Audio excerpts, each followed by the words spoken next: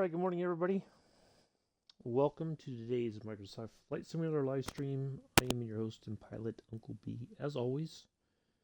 Today, we are in the DC-3 in Pan Am livery. We're taking the GPS model, departing from Port-au-Prince, runway 10.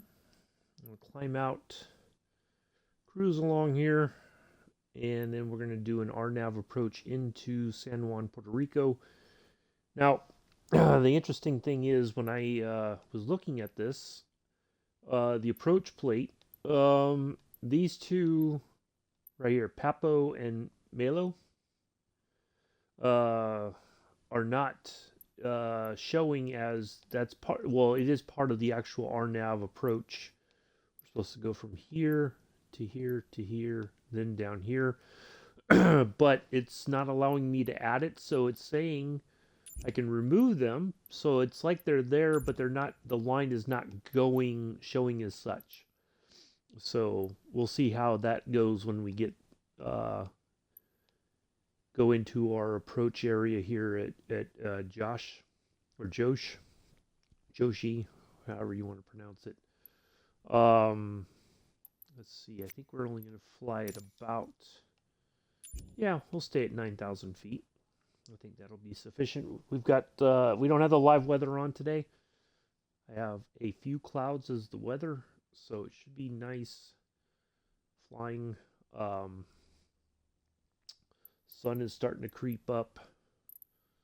Certainly by the time we get in the air and get going to San Juan, the sun should be completely in the air. We'll see how it looks when we're on the ground, waiting to go.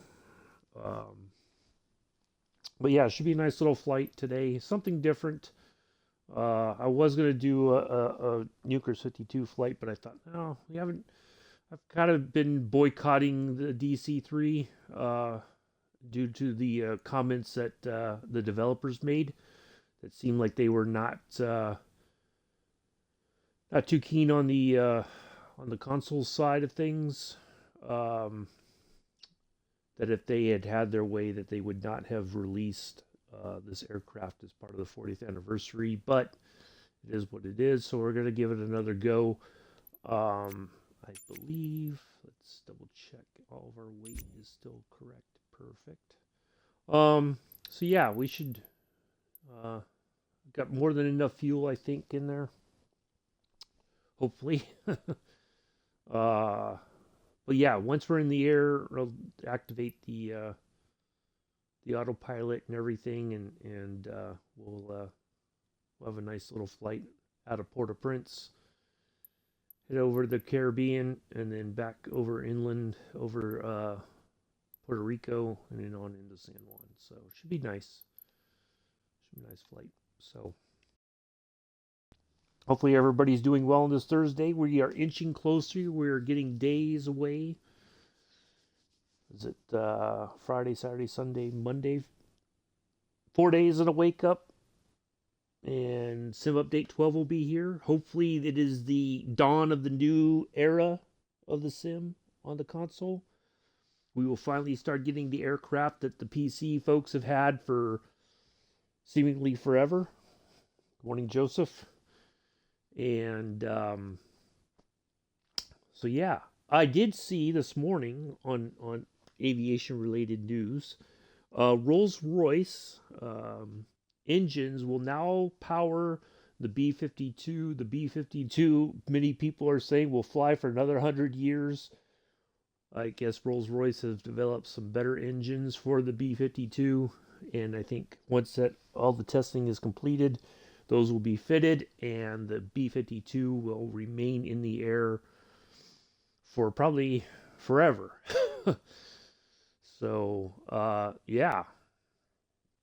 Interesting. And also, for those of you who don't know, it's been already kind of going around, making its way into viewing circles. Somebody landed a Kit Fox on a helipad at a hotel in Dubai.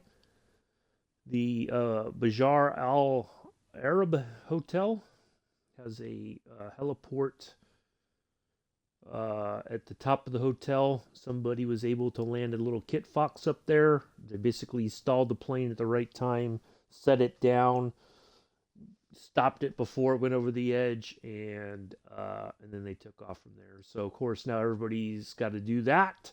That is the new thing, the new shiny thing to do in the sim. I will do it, but not anytime soon. Don't ask Joseph. I know you're already like getting ready to type it in. Don't even bother. It's not happening anytime soon. I'm going to let everybody have their bit of fun, and then I'll do it once all the fuss dies down. I don't do all the fussy. I don't do all the you know. Uh, so yeah, we'll do it, but not anytime soon. We'll let because when I was checking it out last night, somebody was already there trying it, and because I had to spawn in a helicopter up there just to verify it is where I thought it was. So yeah. Anyways, so yeah, that's the other big to do in the aviation world. Somebody landed a kit fox. Oh my goodness! Oh, the humanity. Now I have to wonder, um, how much. I mean, there had to have been a ton of planning going on, and also uh, a lot of a lot of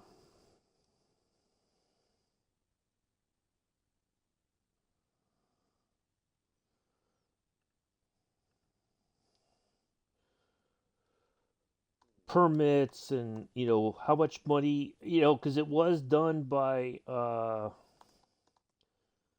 think whatchamacallit, Red Bull must have I think sponsored the whole thing, so they probably paid some money for the permits and all that kind of stuff, so good for them. But I imagine it was not a cheap thing, and all the insurance costs, and yeah, it must have been a boatload of money involved in that. But in the sim, it's all free, essentially. So yeah. So the route we're flying today is part of the old Pan Am route. It did initially stop off at what was it? Is it over here? Santo Domingo. It was like it did land somewhere else before going on to San Juan. I think it somewhere over in here. There it is right there. MDSD. Las Americas International. But we're going to bypass that and just go right on to San Juan just to get a good flight out of today.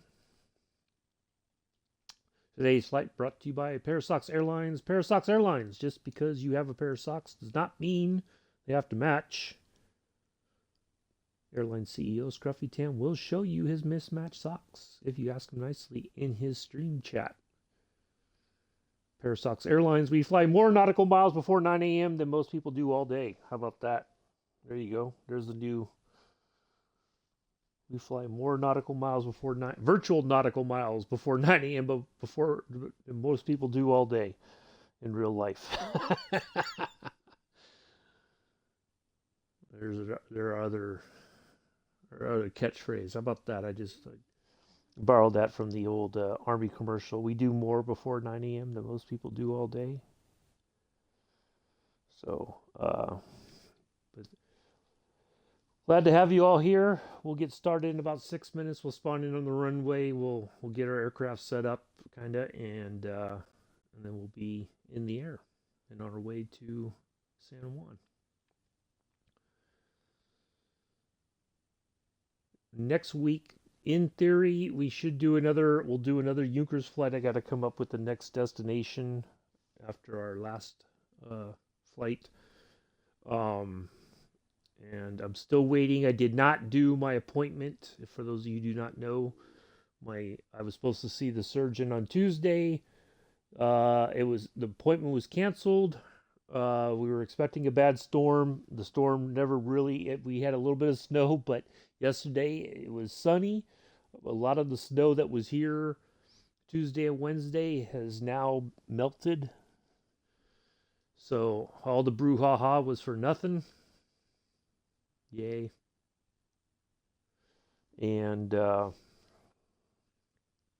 yeah, so this coming Tuesday, the day of Sim Update 12 release, I need to go see the surgeon, hopefully get cleared for physical therapy and get started on that. So we'll see what he says on Tuesday, and then I can try to come up with a plan uh, from there. So we may not get the whole 4 day back to the 4 days, but we'll try to maybe do at least two. Uh, Try to mix it up a little bit. Maybe one day will be the Unicurs 52. The next stream will be something else. So just to kind of change things up. So, anyways, about 4 more minutes, we'll spawn in and get ready to go. Thank you all for being here, as always.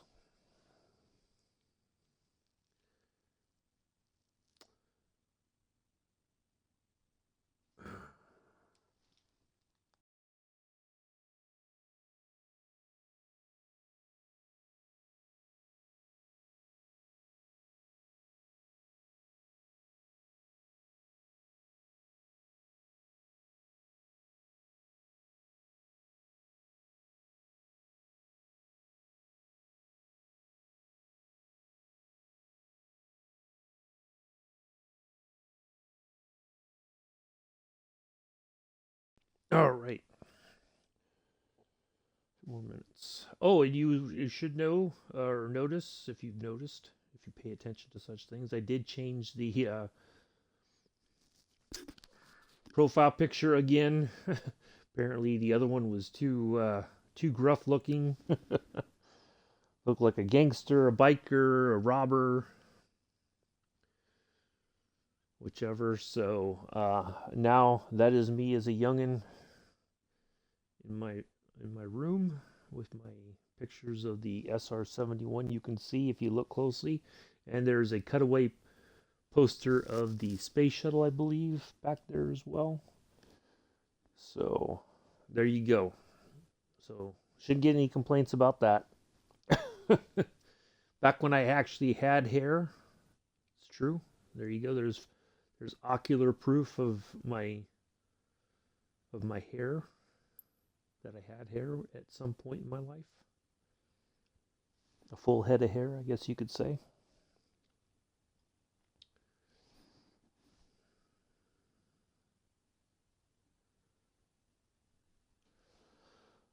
All right.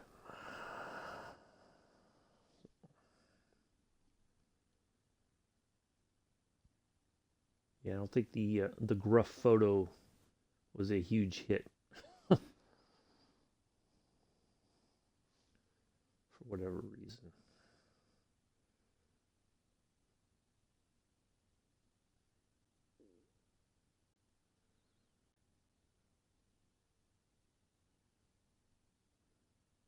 When I was testing this plane, because I hadn't flown it in a while, I totally had forgotten about the weight thing, and I took off. And of course, I put everything on, and all of a sudden the plane it stalled, nosed right over, crashed. So I'm just like, what? I'm like, oh yeah, the weight, duh. So we did watch Captain Arash for a while last night. It was nice flying in Australia.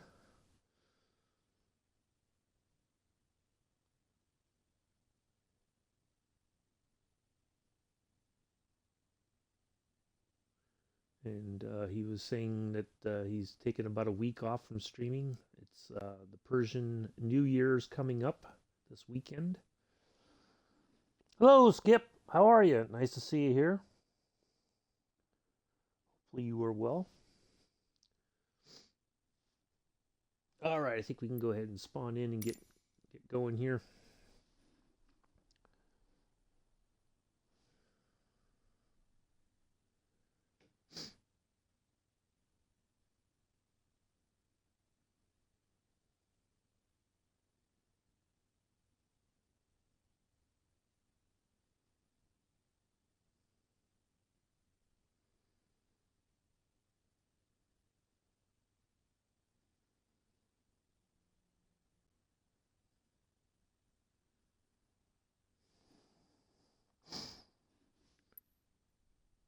Ooh, look at that. Got that nice little color in the clouds there. Alright. Let's get some lights on in the...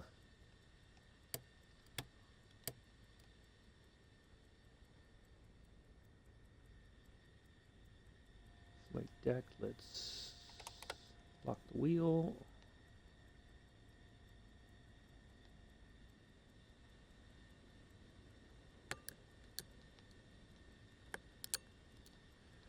Real quick before we go, let's have a look in the back here. I think we should be able to. I don't know if this is cargo or if this, nope, we cannot go in there. I'm forbidden from looking in the back of my own plane. What's going on with that?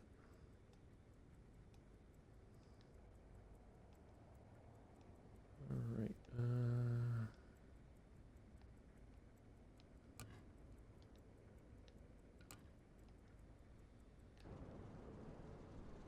There's our Pan Am liveried. Oh, I gotta look at the what's our expected altitude?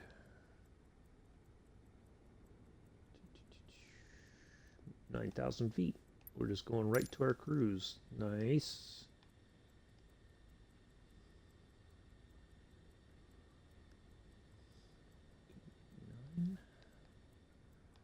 Altimeter should be set. Yep. All right. I think we are all set.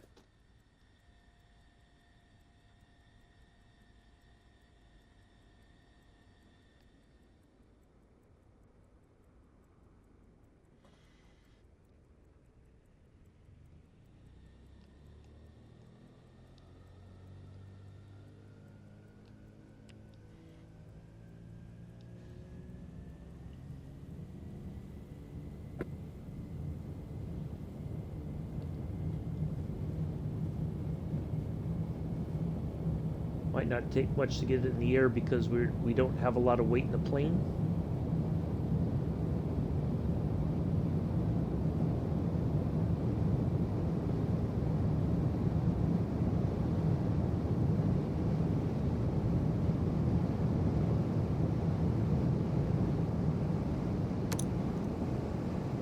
Away we go.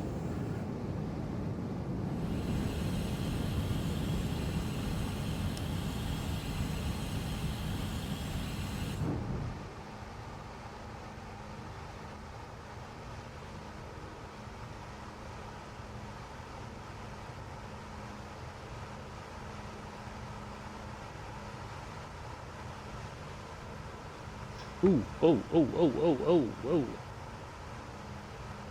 That wasn't working.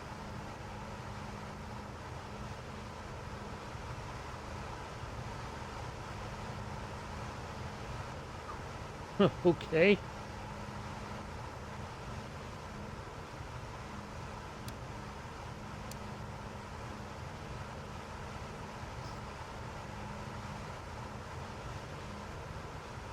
Why is it my, oh, there we go.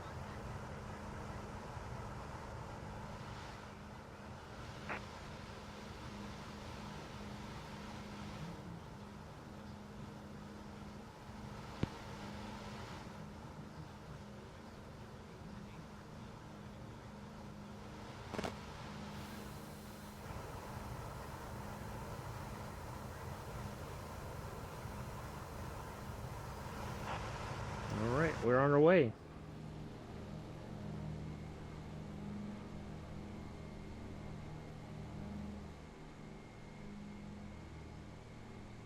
The old crusty salute there to Port-au-Prince. Thank you for hosting our flight today. Oh, somebody else is with us. Who is in the air with us? I cannot see a name.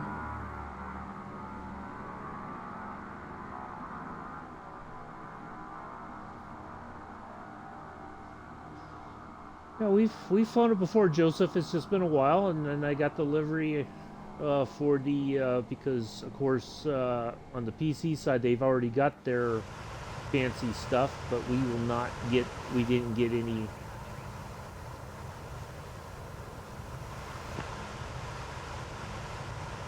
Ooh, why are we suddenly slowing down on our climb?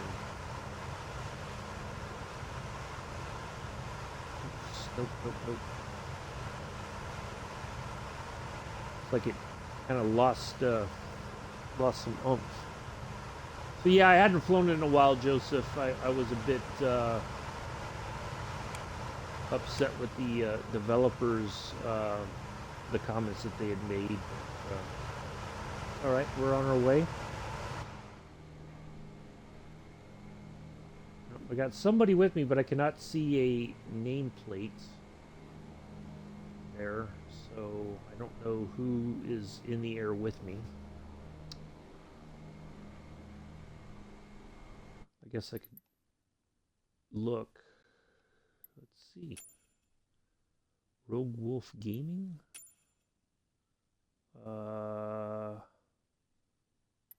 Somebody is there with me.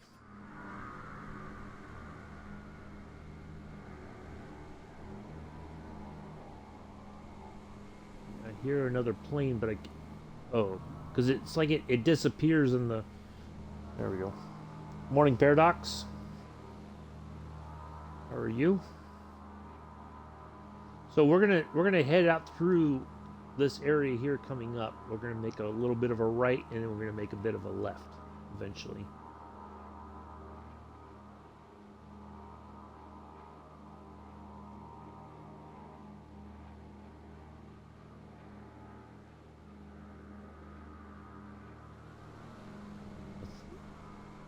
But yeah, I can't tell who's in the air with me. I don't see the let me see, hold on a second. Is it under general? I think it is. Traffic. Oh, I had the traffic nameplates off somehow. Alright. Ooh, boy, that's loud. Rogue Wolf Gaming is with me. Alright. Another DC-3.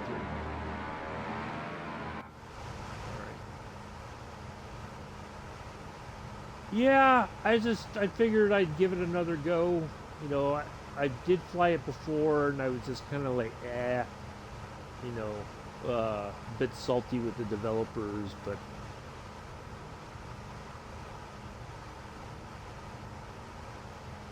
yeah, it's all good. So, ooh, I need to.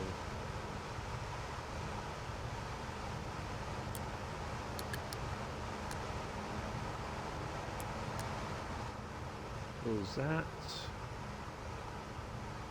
Yeah, a little sunrise flight here down in the Caribbean. The Caribbean Islands.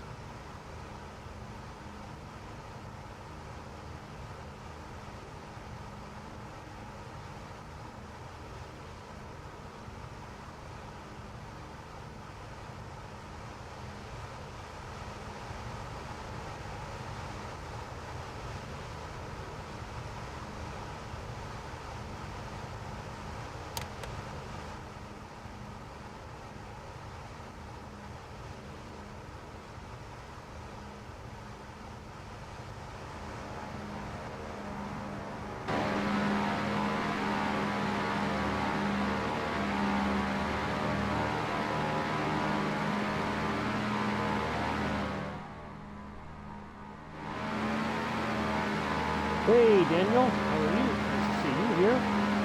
Happy Thursday. Is it? Have you been back to work already, or are you still making your way to? You're still off this week. I can't remember. It seems like the time's gone by quick.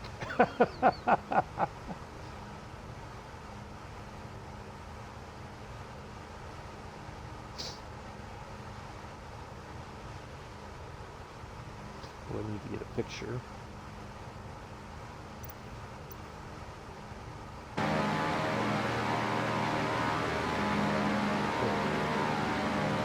Another DC-3 loud.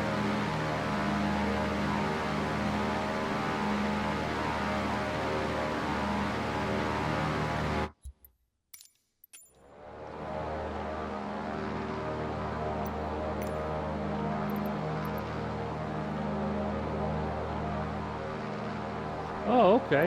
I couldn't remember because I was like, did he already go through his week off and now he's already back to work, or has he still got a few days before he, of rest and relaxation and lots of chocolate and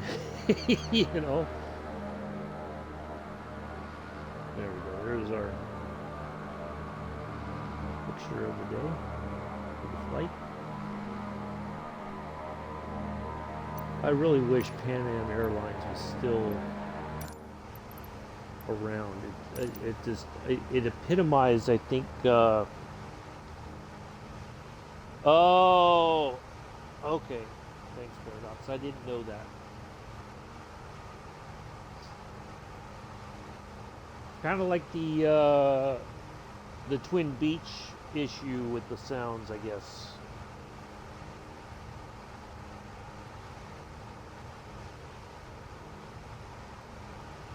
We always have issues like that, but anyway, yeah. But that's good. Well, not good. Sorry that you had to go back to work because I think you were kind of getting used to having the time off, but. Not everybody can live the life of luxury like Joseph does.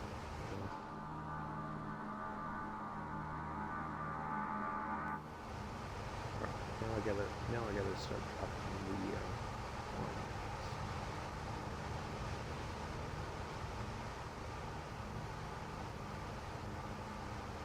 Oh, the 3. Yeah, that's what I've heard. That as well. But yeah, we're getting closer.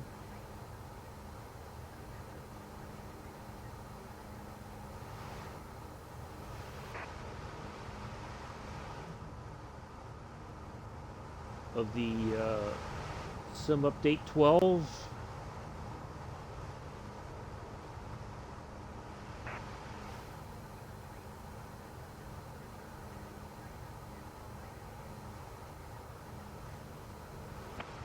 Yeah.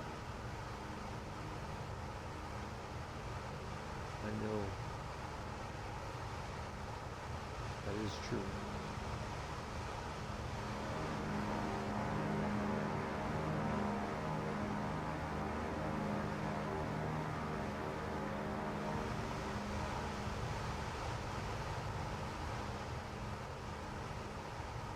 Yeah, with this thought when I filed at 10.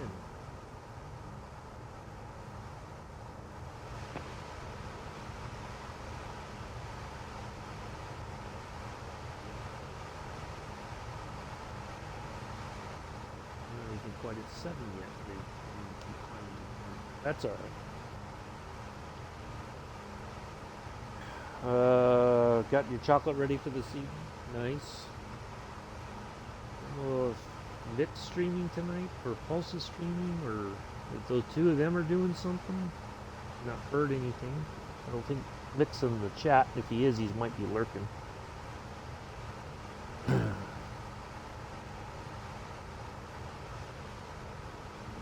heard any plans. I know Pulse didn't stream last night. I think he had a headache because he was playing that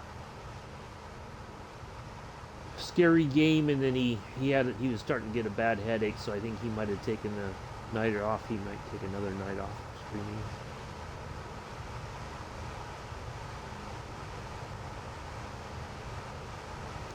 I want to get this into auto lean mode.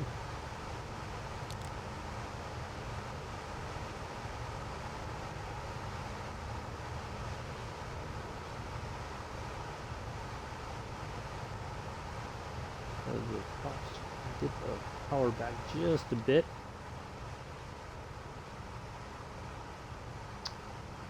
I'm gonna guess he's got dairy milk. That's the chocolate of choice for Danny. Except for the Terry chocolate orange.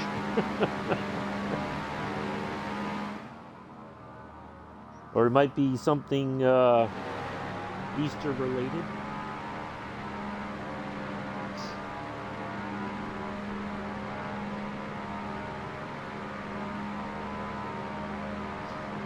That's probably, yep. You're probably right about that, Dan. Well, you know, Joseph.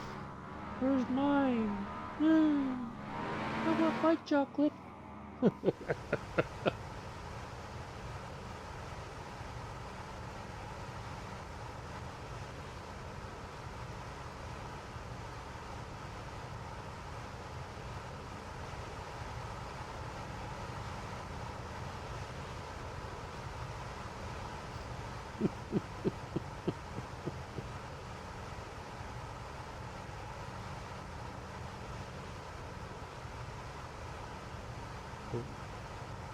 don't you go get some, Joseph?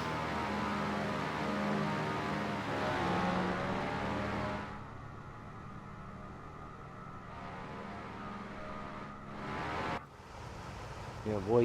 Even in here in the flight deck, I can hear that other plane's engines over mine. Crazy.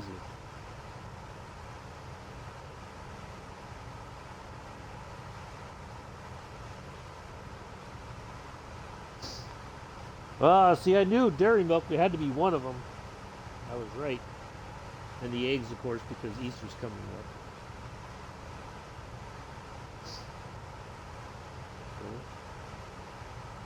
We'll get you some there, Joseph.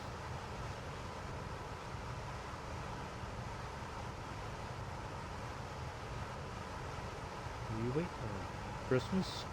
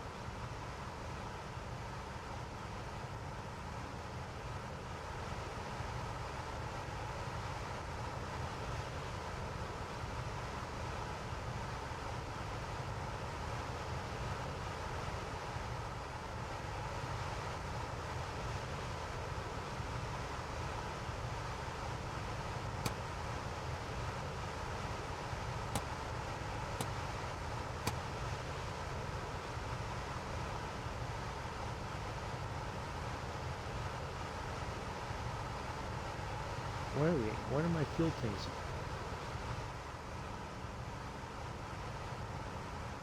Did I read that right? Oh, left main. The other one should be right main.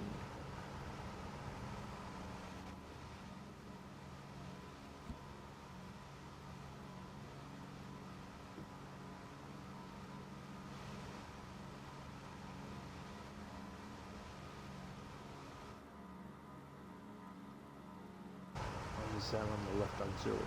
That doesn't make any sense.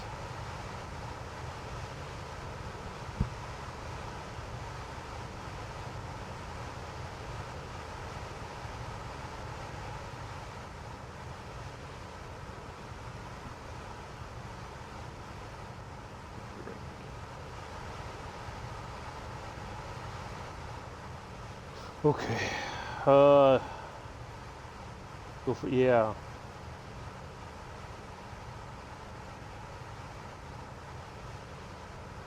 Should have had your chocolates already, Joseph.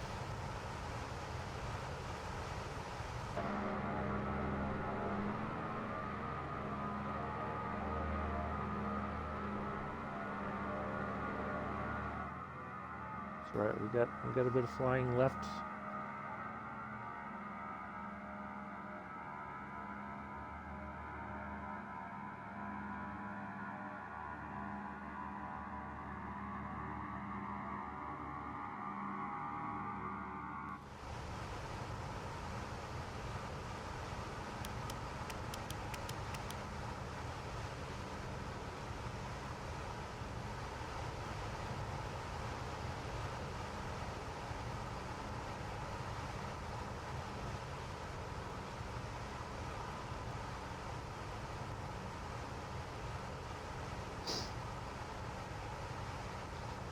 Mother's Day card. What? You mean his Mother's Day's mop?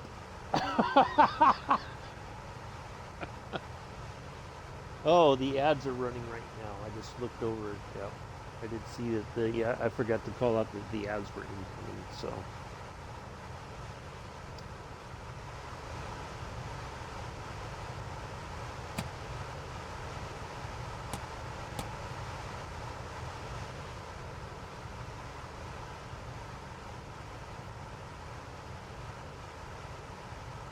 See if I look at the weight, what was the engines?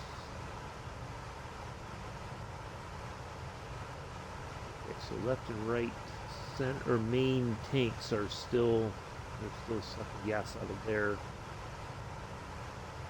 So the auxiliaries must be the center. Okay.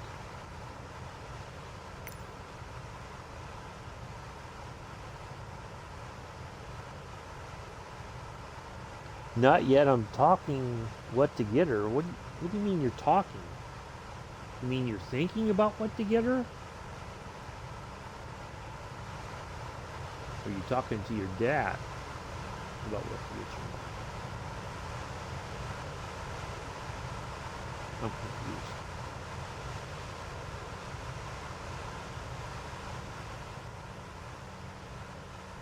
You know what we need is a coffee machine like in one of these spots right here. I think that would be appropriate for the flight crew. Something nice. Well, of course you want to get her something nice. All right, we're leveling off here to 10,000 feet. We should stay here the rest of the flight until we get closer to our, start getting to our arrival portion of the flight.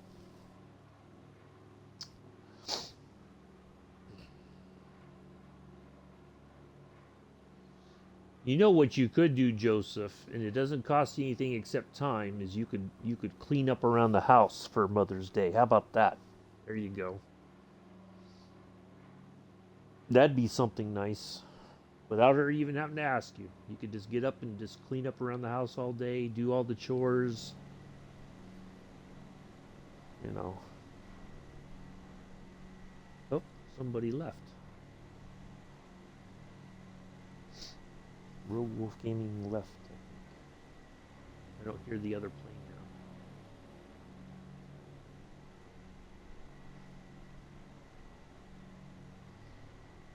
Well, that might be going a stretch too far, Daniel. But you know, at least you could do all the stuff that your mom does, like dishes, take out the garbage.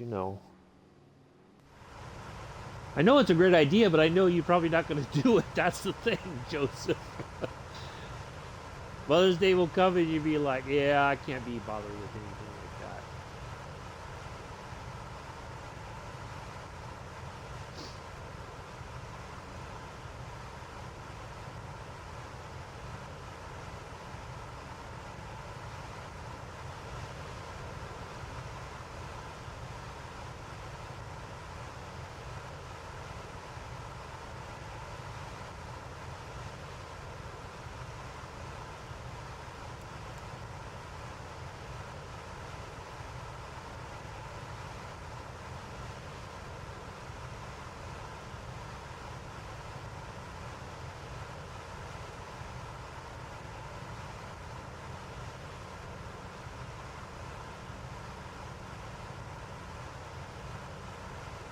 Yeah, we don't want you burning the house down.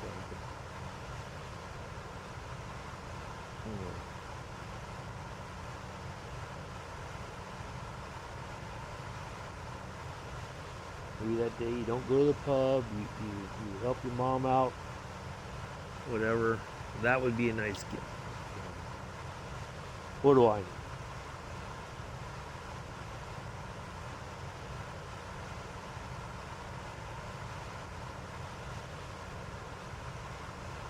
I don't think there's enough time left for him to practice, Daniel. I think the result would still be the same. There'd be a lot of cursing, and it wouldn't be like, what's his name? Gordon Ramsay kind of cursing in the kitchen. It would just be the frustration kind of cursing.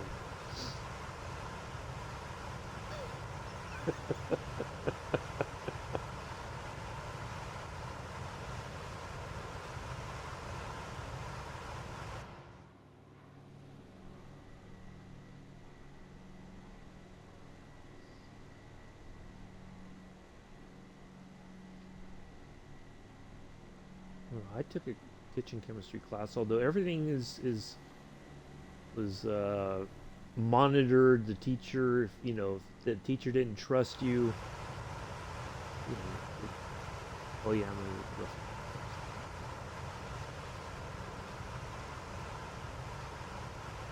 Listen for government work. He's typing faster than he can, you know.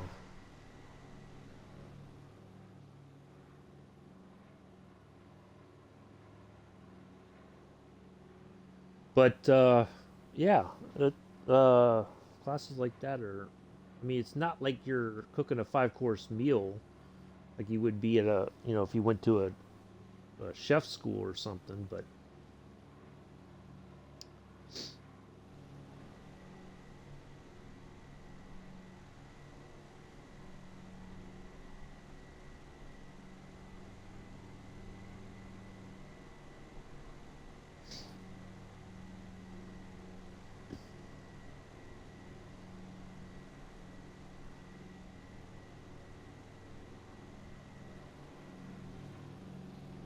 so I'm curious to see what they do on this coming Tuesday. What are we getting?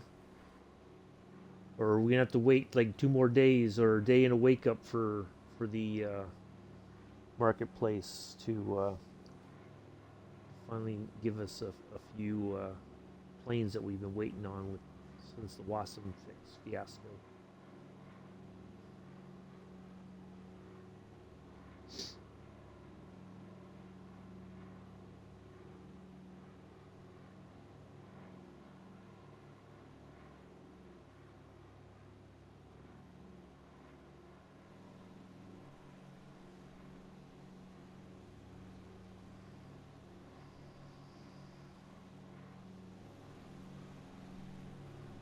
We got 6 people watching. Come on in and say hello. Be shy. Joseph doesn't bite.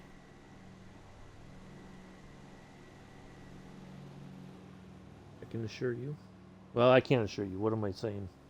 Hey, there's Infidel Farman. How are you, Infidel Farman? Nice to see you here. How's things going? Are you back at school, or are you done with that? Or is it? I don't want to jinx anything, because I don't think you said that you've completed everything, but I wasn't sure.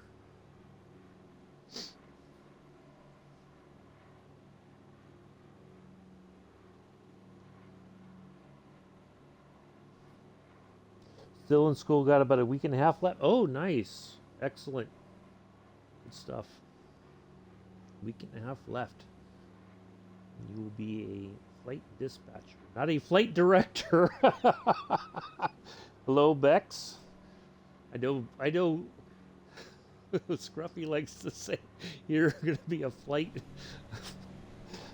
all kinds of stuff, but yeah, flight dispatcher. Good stuff.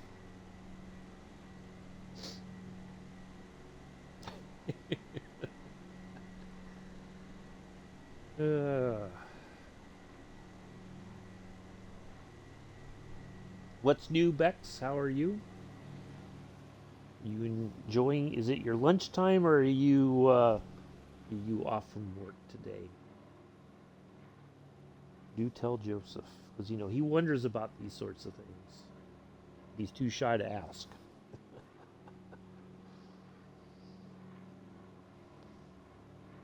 I figured I'd ask. Asking for Joseph. There we go. I'm asking for Joseph. Because he likes to wonder. Oh, you. Uh-oh.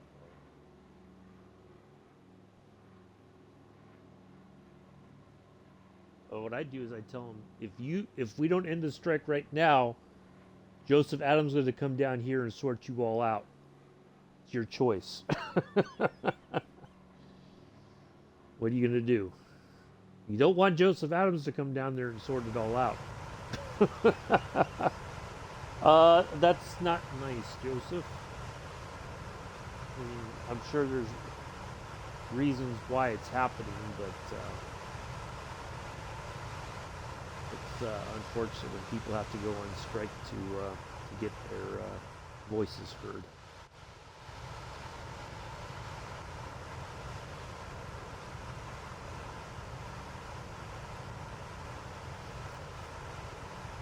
That's the unfortunate part.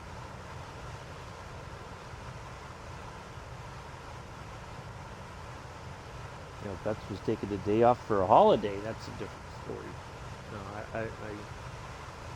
that's unfortunate. That's gotta happen in order for your concerns to be taken seriously. Look at these seatbelts. I like that. Although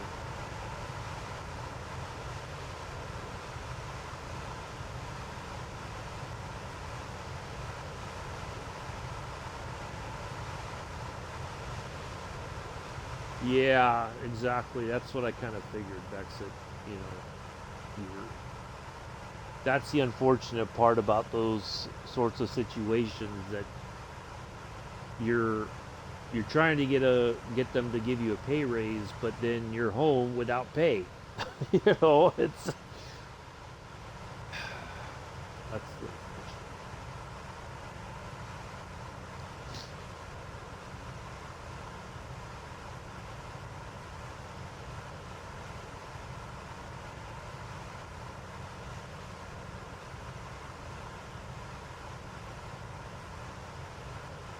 yeah, it's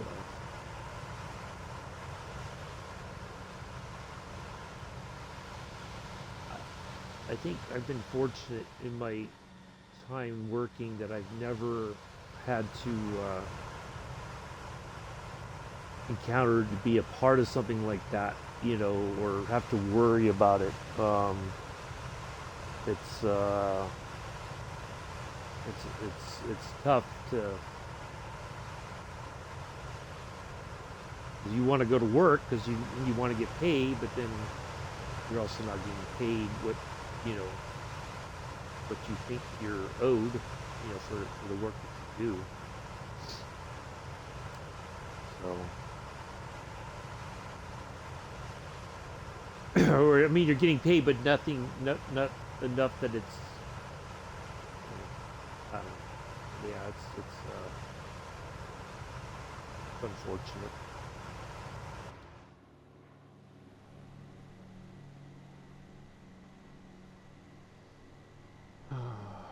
I don't, Joseph. I don't think you're getting the. I don't think it's funny. Unfortunately, I know Bex is laughing, but I don't think she's laughing out of funny. It's like that laugh you do when you're a bit concerned about the future. That nervous laugh. I think that's what that LOL means, not the joking.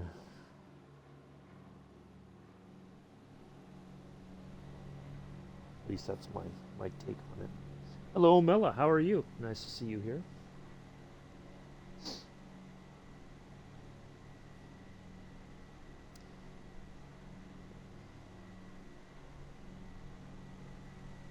Yeah, it's especially when you got a family to look after. You know, I reckon if it was just Bex herself, but you know, I'm doing okay. Just you know, a bit disappointed that the storm wasn't as severe as they made it out to be. That I could have gone to my appointment on Tuesday, but they panicked, and maybe they did it so out of concern and just wanted to make sure that everybody was safe. But it's so yeah, I'm still waiting to see the surgeon to see if I'm able to start physical therapy. Uh, I'm kind of really interested in getting that going to see, you know, start the journey on recover more recovery uh, And with the cold weather, it's not helping any. I woke up this morning and my arm was just like, oh, what is going on? So yeah, the weather, yeah, because they called Monday because I kept getting the alerts about the weather, and I was like, I wonder if I should call and see what the plan is. And I thought, well, let me just, I don't want to cancel. And they called me and they said, they left a message and say, well, we know you're supposed to come in Tuesday morning, but maybe we can get you rescheduled for the afternoon. And when I called the office, they're like, uh, can you come in next week? And I'm just like, oh, okay. So, yeah. It's like the longest week ever, it feels like. But I'm okay otherwise. Here in the Pan Am DC-3, heading to San Juan, Puerto Rico. And I had a ham and cheddar bagel last night for dinner. Didn't get the provolone this time, got the sharp cheddar from Sargento cheese. Quite tasty. It's not too sharp, but it's got a nice cheddar punch to it.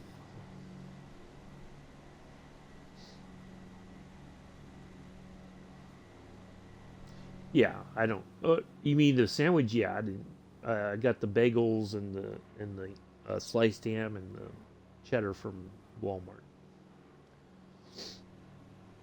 and I had some restaurant style corn chips.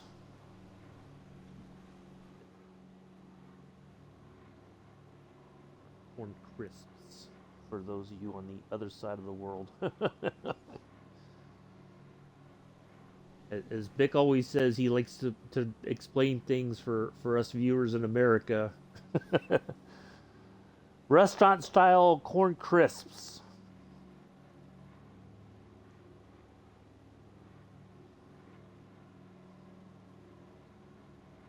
So I've been watching.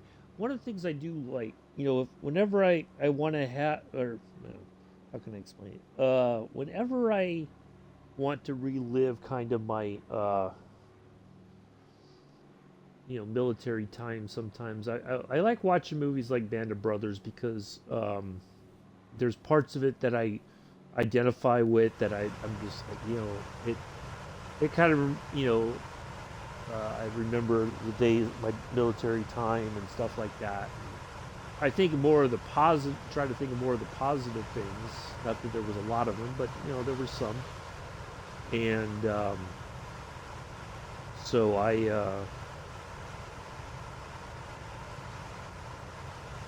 so yeah, I've been watching that again, and I have watched uh,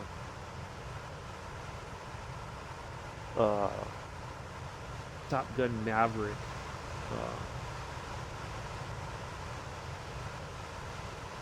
Just because I do enjoy that movie uh, quite a bit.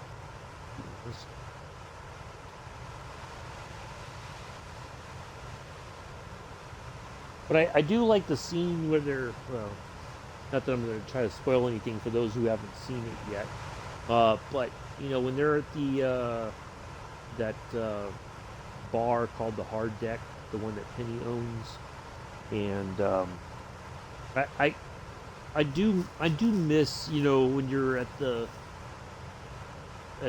club on base. Like, see, when I was first in, you had that. We had a we had a club on post that was for us, and when I went back in, there wasn't really anything like that. I mean, there was, but it wasn't like it wasn't the same, you know. So to see that portrayed in the 2020s in a movie that's like the one club that was really uh, I wanted to get stationed at Fort Ord after I left Germany, and of course that didn't happen. But because the uh, club was actually on the beach, you know, and I don't think it's standing anymore. I think they demolished it.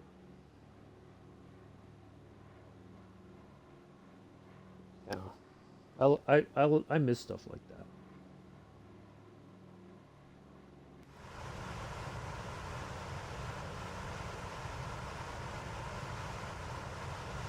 All right, we have 11 nautical miles to our nav point there, Kivid.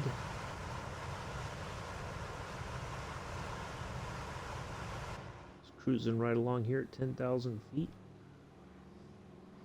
over the Caribbean islands. Not over the island. We just Haiti's well behind us now. Part of the islands there.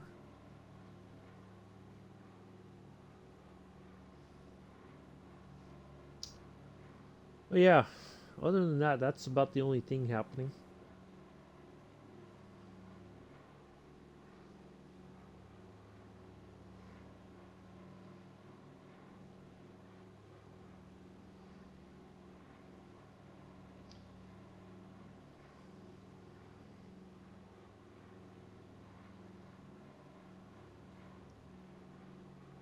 Ooh, the North Carolina Transportation Museum.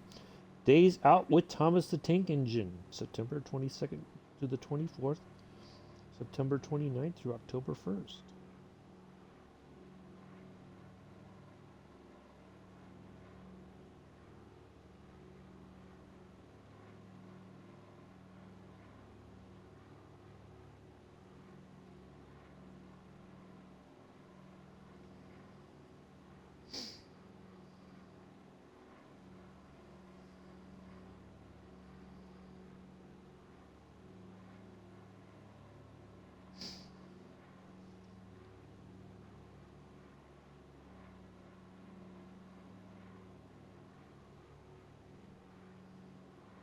I wish I still lived by the close enough to the museum so that I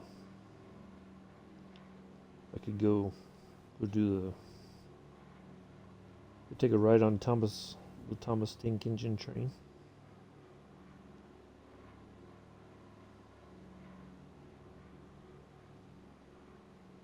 That'd be kind of cool.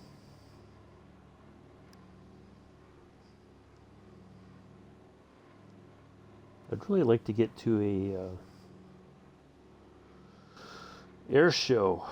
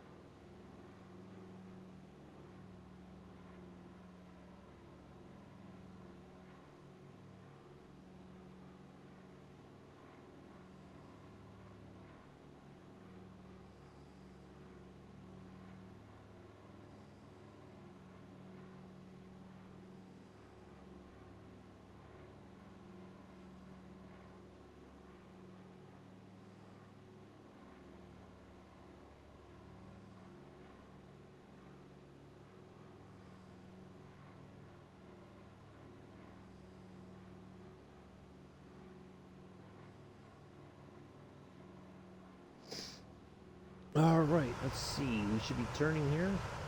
There we go. There it is.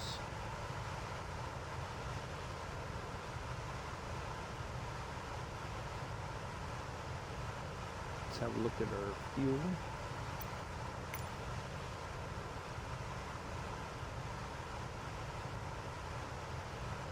I think we should change over to the auxiliary tanks and use those up.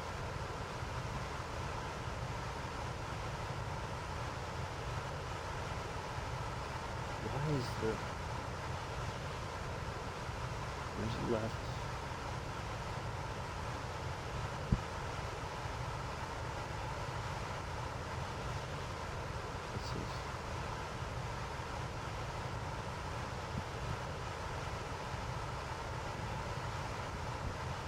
Oh, I gotta. Okay, I see what I gotta do now. All right. Yeah, he probably did. He probably went to the shop because he was talking about getting some chocolates. He said he'd probably go about noontime. So, yeah, that's about par for the course. You know, that's okay.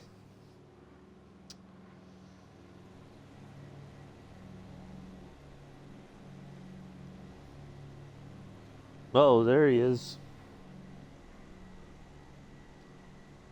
You never know with him. You never know with Joseph.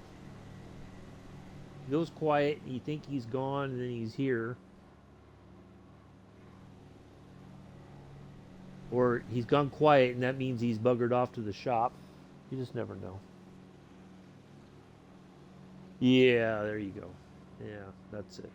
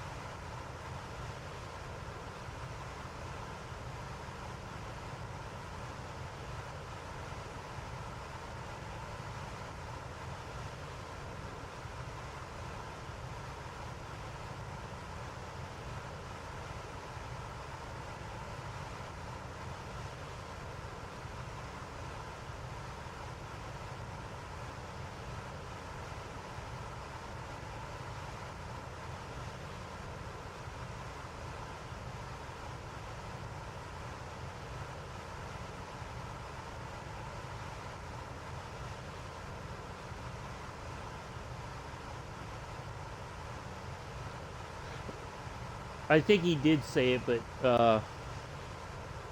I can neither confirm nor deny it.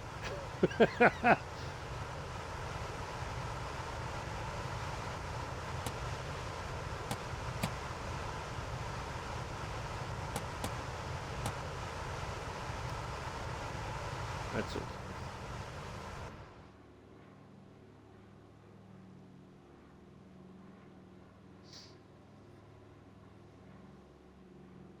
So did you get over your nightmares from Pulse's stream the other night, there, Joseph? And don't say you didn't have nightmares, because I'm pretty sure you did.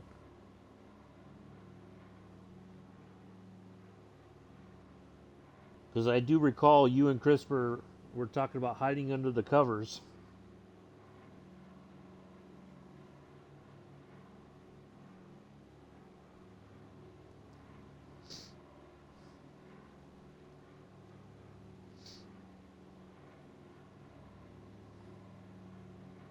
It made you jump.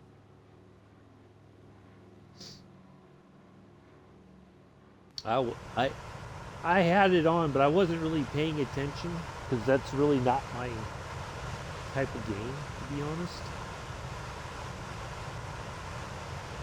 But some people enjoy that kind of stuff. Not me. Ooh, is this recording? Maybe I need to.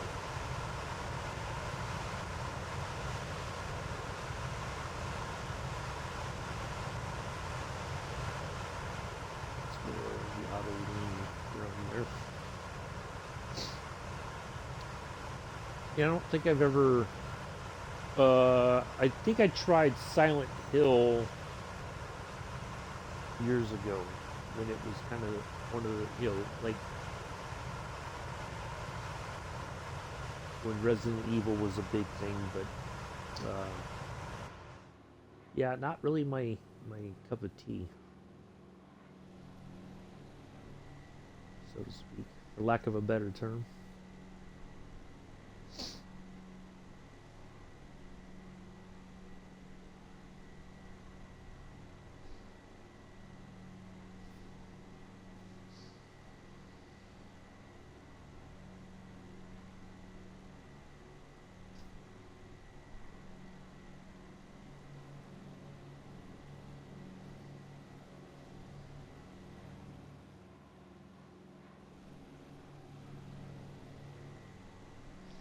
I was just more there to hang out and, you know, see if Dale Milk showed up. Oh, Mela. What is going on in Joe's Discord with these other areas? I don't know. I'm guessing he's created them or something about the guess which train station. And of course, instead of, this is what gets me, right? And I'm going to rant for a minute, right? So he creates that part of the Discord, I guess.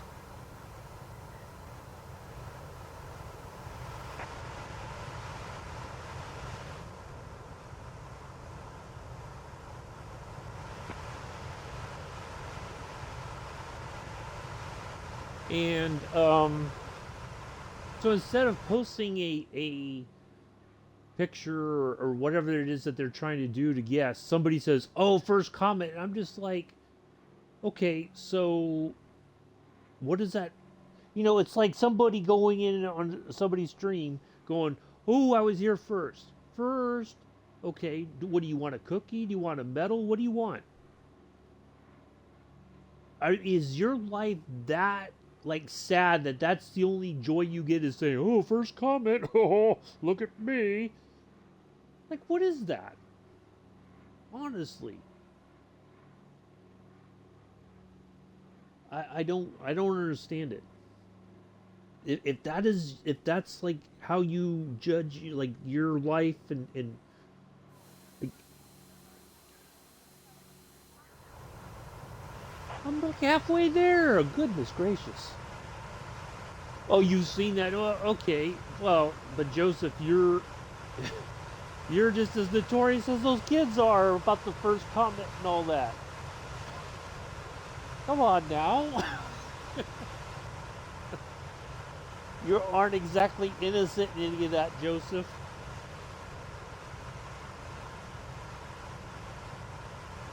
Yeah, I do agree, Daniel. But it's just like I don't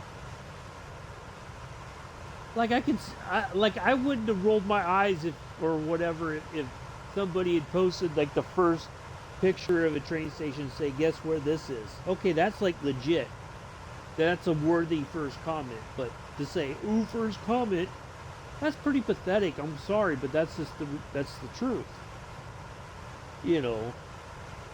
But that's why I have a hard as much as I love Joe because I think he's a good kid, because he's much younger than I am, so he's still a kid. But I, he's awesome. But it's like the audience is just so like these kids just so ruin it, and they don't care that they're ruining it. That's the thing, you know.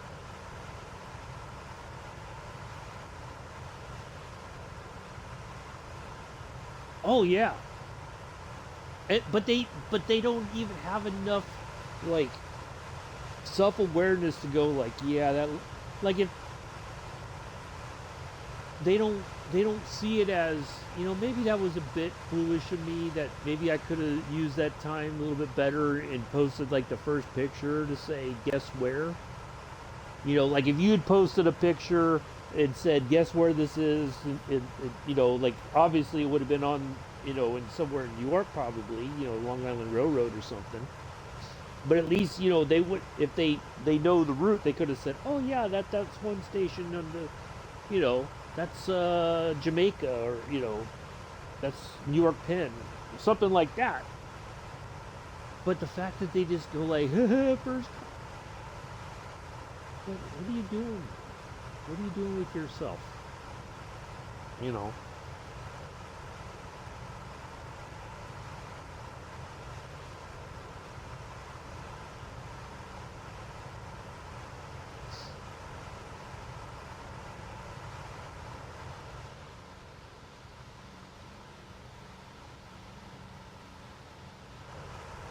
But anyway, yeah, I don't. I mean, I'm there, but I'm just there to see when he posts something new. If it's something I really want to watch or whatever, just to see what he's up to. But I don't really interact there much because it's just like it's like pointless. Not a thing against Joe, but it just does seem like it's a uh,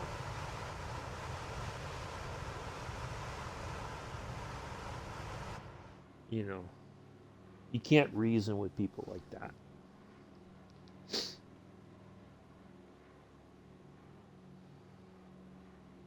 So, but that's why I don't want to be on camera because there'd be times that I think I would just invariably, roll my eyes too much and people would be like, what's wrong? you know? So, yeah.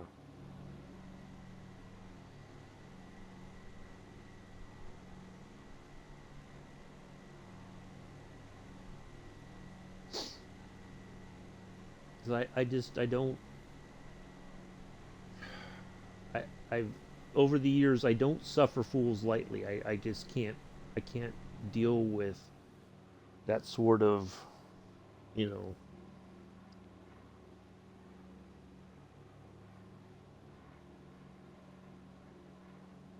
foolishness, I guess, for lack of a better term. I'm trying to be polite here, but it's not easy. But yeah, it's foolishness. Yeah, I know.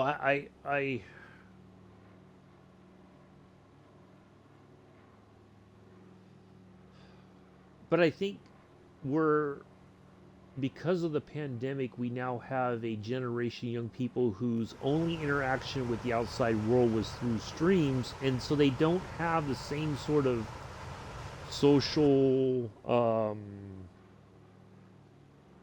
awareness or uh, I wouldn't say so. What? How would I? Their social skills are way underdeveloped, and so they don't see that what they're doing is like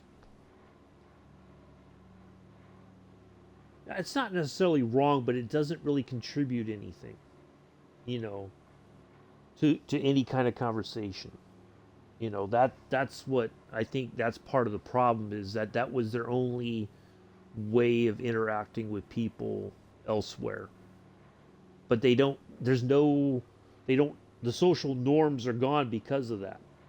You know, people were taking classes online but they weren't paying attention because they're like, oh, well, I can have a window open over here and be looking at that and watching a stream and while the teacher's talking, or I'm supposed to be working on homework but I'm going to watch a stream instead, you know. And then they're surprised when they fall behind, but they don't. The other problem too is they don't care that they're falling behind, you know. So um but yeah, it's hard to interact with people who don't have those social, like their social skills are so underdeveloped that but they don't realize it, or maybe they do and they just don't care,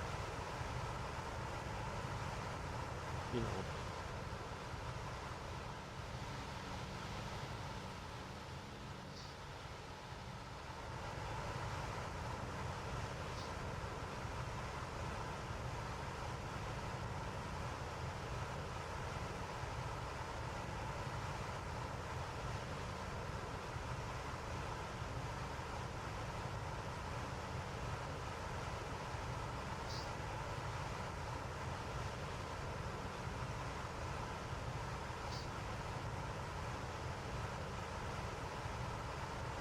Like the only reason, so in mix chat on Discord, I did post a picture of the Flying Lizards Lamborghini that they're running in the Super Trofeo series this year.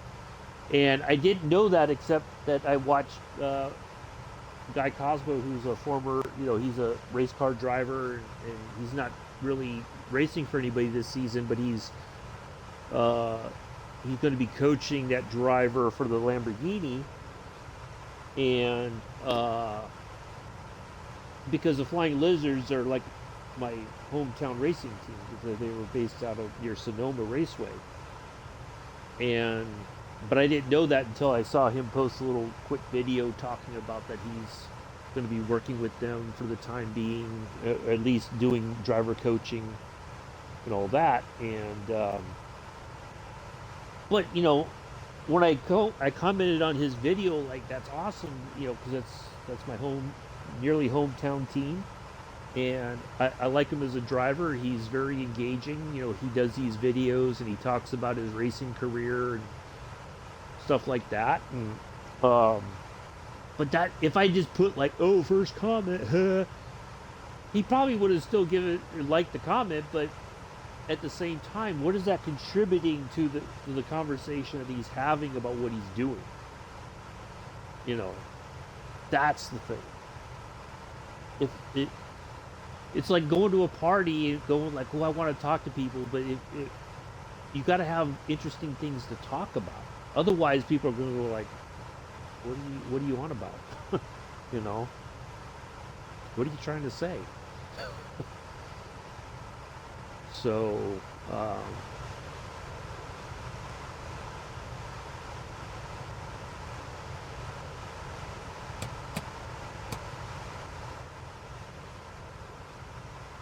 but I know that might be labeled too posh for some folks.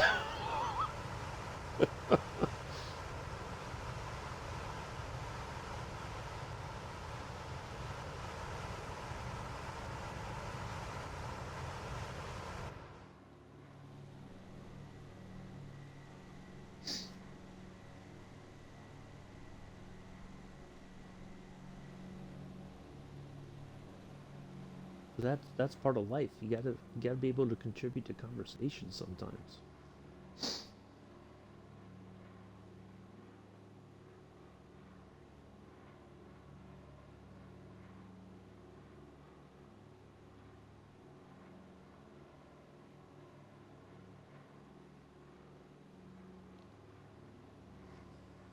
But I know that.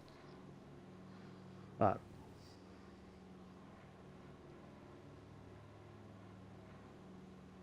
but if that's your comment is, ooh, first comment, then eventually nobody's going to take you seriously in life.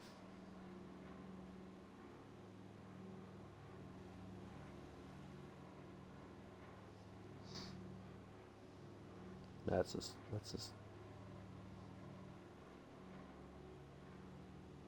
that could be wrong. Some people might take you seriously. You never know. Wouldn't be me though. I can tell you that.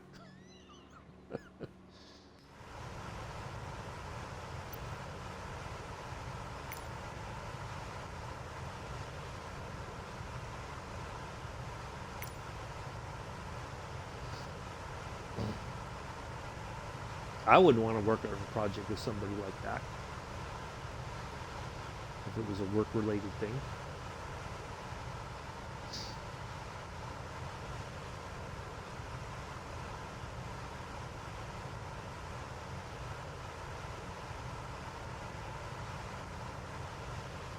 Because I know already I'll be doing the majority of the work.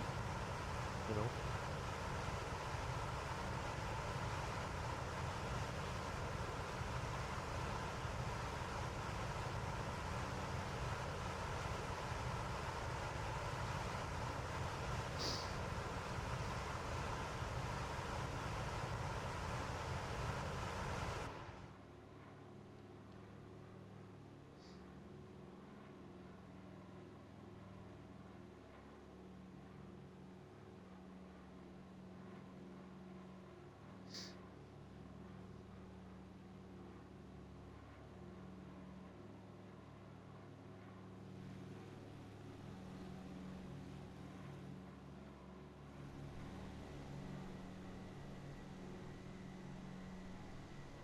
It was like you want me to read a book and write a book report? What? It's not that difficult. Oh, that's too much. You want me to read and write a paper? Oh.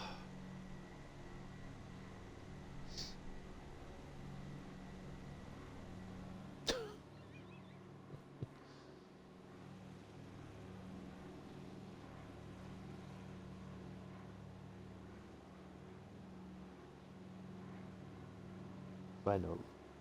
Reading's a bit posh, isn't it? That's what it is. Right?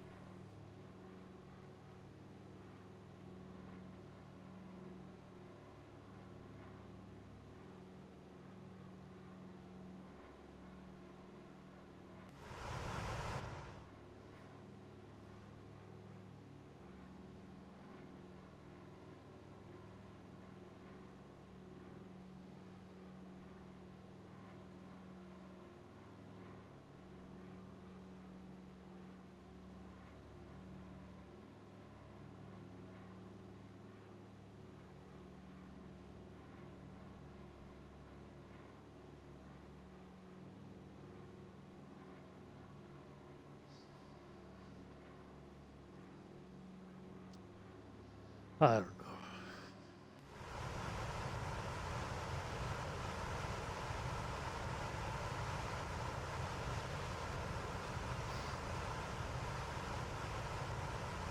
Today's flight brought to you by Parasox Airline. Parasox Airline. Just because you have a pair of socks does not mean they have to match. If you want to join a cool virtual airline, head over to FS Hub and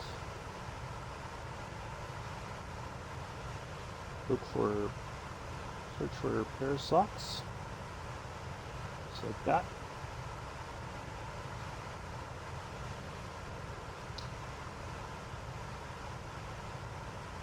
And submit your application. For those of you on Microsoft, not just for anybody, if you are on Microsoft Flight Simulator, there's a virtual airline to join. We have more routes now. This is part of one that I put together for Scruffy Town, the airline CEO, who will, if you ask him very nicely, show you his discount spots during the stream. Don't ask too often.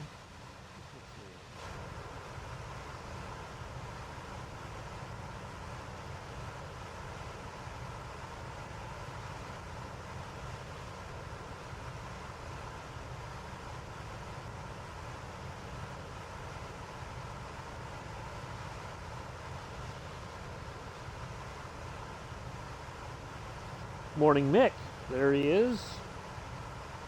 The man, the myth, the legend, Vought Bickford.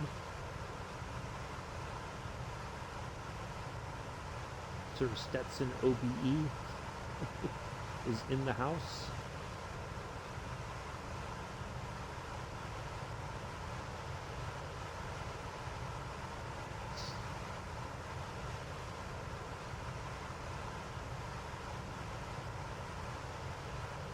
We're I think about halfway to San Juan, here on an old Pan Am route.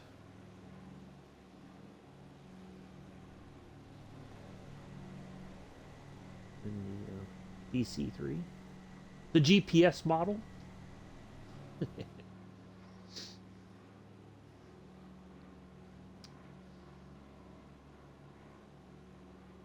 I don't know if you have anything planned for this evening for your streaming, if you're streaming or anything. I don't know if Pulse is streaming. You guys haven't streamed together in a while, actually. Not done, ooh, you guys haven't done, what's it called? Not Astroneer, No Man's Sky. You're playing through again. You guys haven't done No Man's Sky in a while.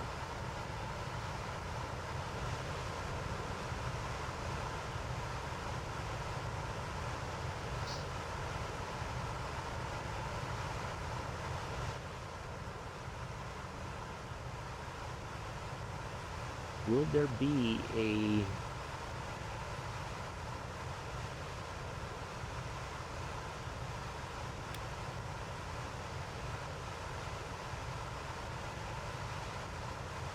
Pulse Mickford stream in the near future?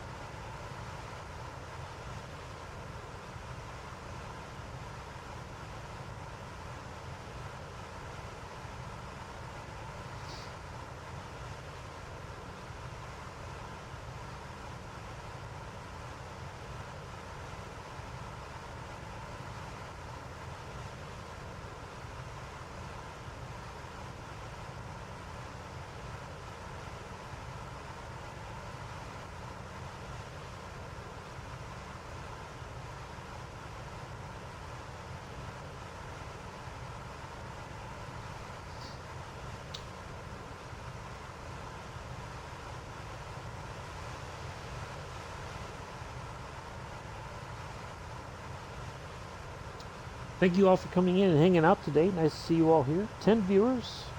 Appreciate that. Hopefully everybody's having a good Thursday. As I was saying earlier, we are getting closer and closer to the inevitable release of Sim Update 12. Not heard anything about any sudden delays in another week or two delay, but we may not know until Monday. So fingers crossed for the weekend that the update does go out as planned, and finally we'll be in the new era here on the console. More aircraft that we've not had access to.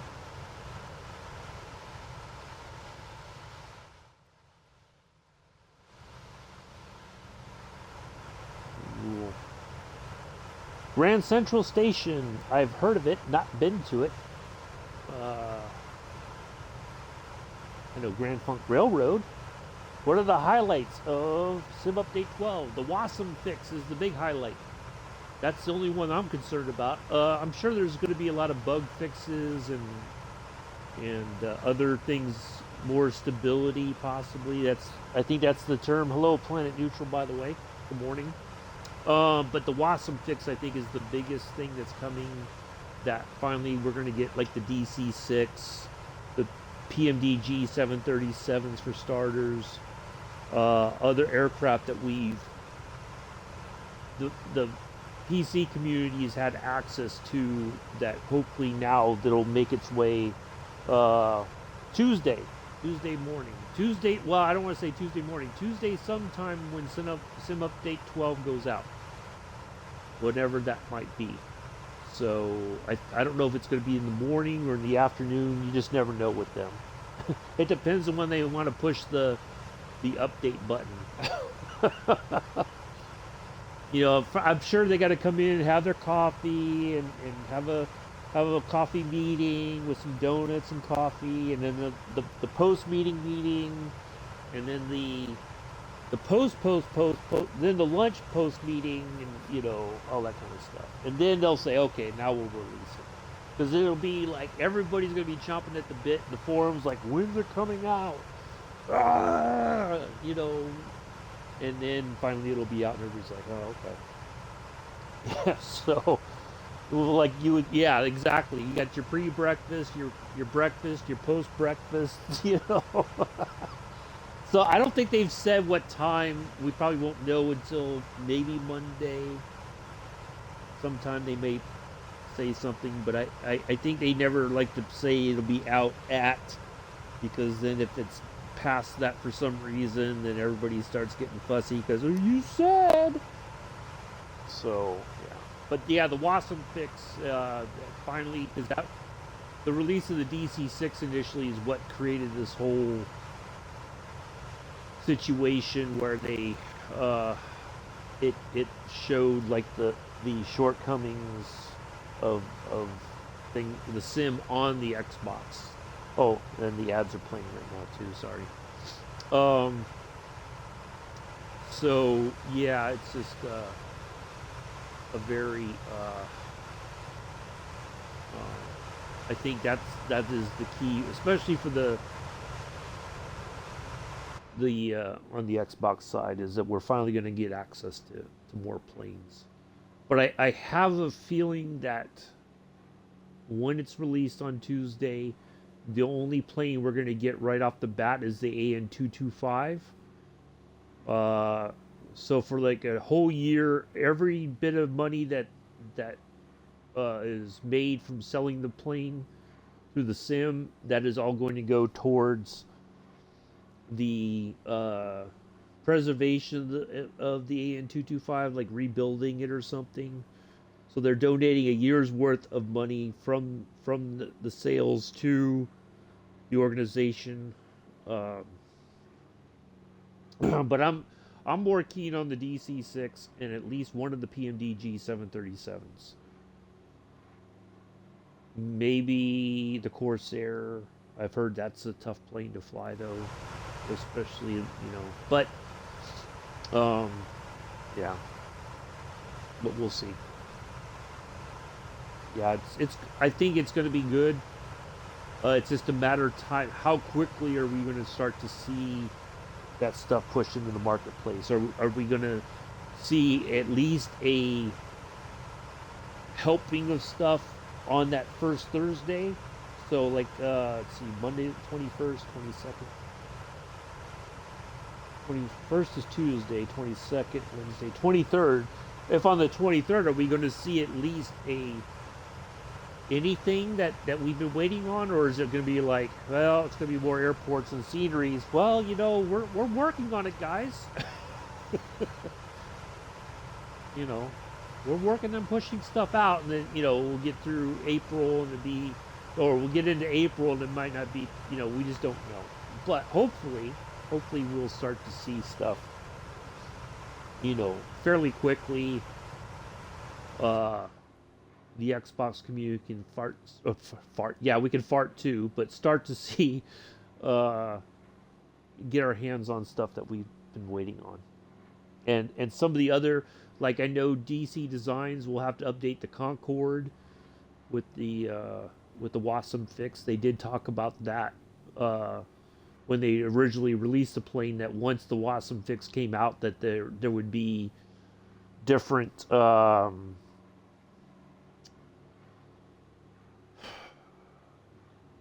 Different ways that you could use the flight computer or something like that. Because the one that they have now is not the way that it's modeled in real life or used in real life or done in real life, whatever you want to call it. Um, so yeah, stuff like that there'll be a lot of updates. I think that'll get pushed out too, hopefully. I'm still waiting on the F-14 Delta from DC Designs. But I know they're working on the F4. They got a bunch of stuff. Ooh, and we should see eventually the India Fox Techo is working on a Tornado aircraft from that was used by German Air Force, the British Air Force. I think those two for sure. So yeah, I can't wait for that. That's going to be pretty awesome, I think.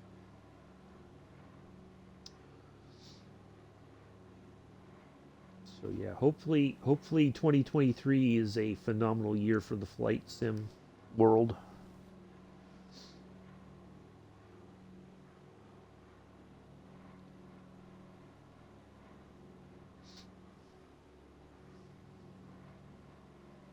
That finally both communities are getting quality products uh, for everybody to enjoy, not just one side. But the other thing too is, unfortunately, that how do you, if you're a streamer, how do you fit that in if you have like a schedule or whatever or plan? How do you, how do you showcase things? Because a lot of people do fly the PMDG 737s. I don't know what I would add differently to streams about those particular aircraft, because it would be a learning curve for me to learn, because it's study level. It's not like the A320s that we have that is just create a flight plan, bam, you're on your way. It's putting the information in. So I would have to really do a lot of homework. I still got homework to do about the Concorde, for instance. I keep saying that, but I don't do the homework. So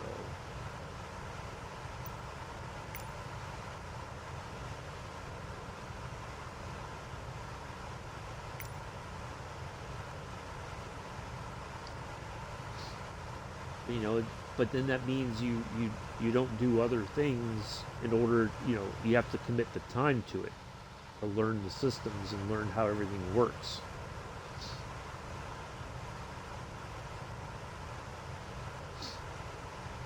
So, and I do want to do an A310 flight, but I gotta really the 737 pilot, 737 NG driver.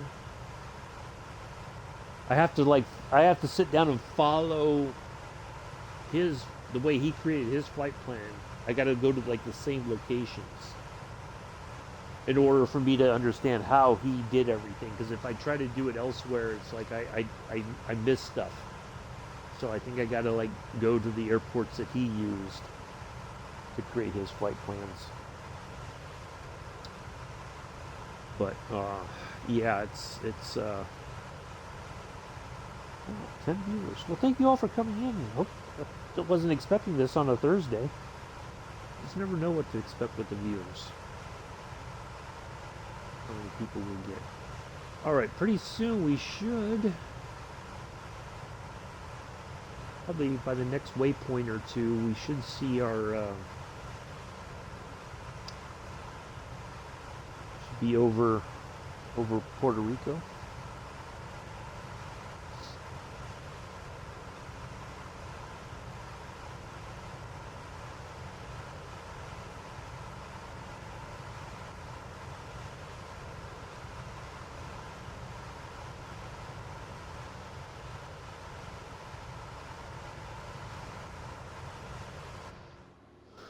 But yeah, I think it's going to be a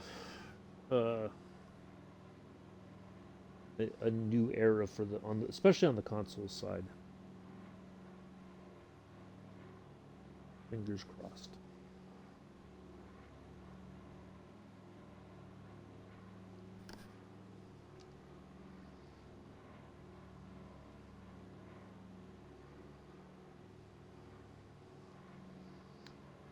Yeah, it should be. That's what I'm hoping, but it's like, how fast will that step happen? What are the expectations? And how fast are we going to start to see aircraft like the PMDG stuff and the DC-6? And, the 737s of the DC-6 especially, I think, and anything else like the Electra, because some people are still keen on that, even though it's got its own issues. And that was done by the same developer, I think, of the DC-3. So yeah, it's a lot to be hopeful for, but it's like there's just no telling how long it's going to be before we start to see all that kind of stuff. So, and I don't think that they, at least not yet, and maybe at the next Q&A they'll start giving it. Well, I don't think they'll even give a timeline then. They won't, because if they do, and they miss that timeline, or they don't put stuff out within that time frame, then of course then everybody's going to get fussy about it. So it's just a matter of wait and see before we see that, start to see stuff flow into the marketplace for us to get a hold of. But I hope it's stuff that's worthwhile, not just let's just put stuff out there to put it out there, kind of thing. Because that I think that's happened enough already as it is without the Wasm fix. And what'll happen with that? Are we going to get a bunch of stuff that everybody's like, yeah, not really interested, while we're waiting for the better stuff, you know?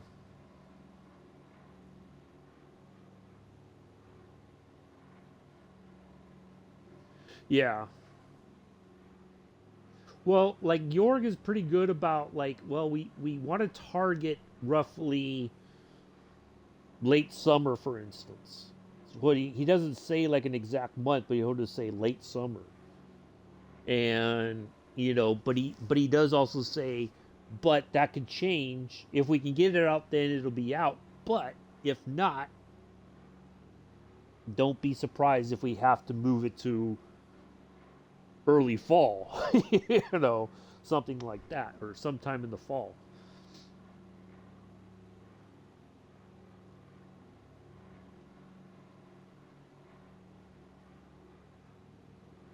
But I don't know. The one question that uh, that I don't think gets asked or won't get answered probably is, if the Wasm fix does not deliver, what are they going to do? You know, if for some reason, despite all their testing, it does not go well, what are their plans? How quickly are they going to implement those plans? Um, you know, Not that I wish them any failure, but that's something that doesn't get. Maybe they've already had those conversations, but it's not something that I think gets addressed. If the community says, "What if," which I think are valid concerns, what is the fallback plan? How quickly are you going to implement a fix? Or is it going to be, the fix is going to take longer than expected? You know, so I think that's the thing. But I hope it goes well. But I think it's going to have some. There's going to be a bit of a struggle at first, I think. But I could be. Hopefully, I'm wrong. But I think there's going to be a few things to work out, a few bugs to fix. But only time will tell.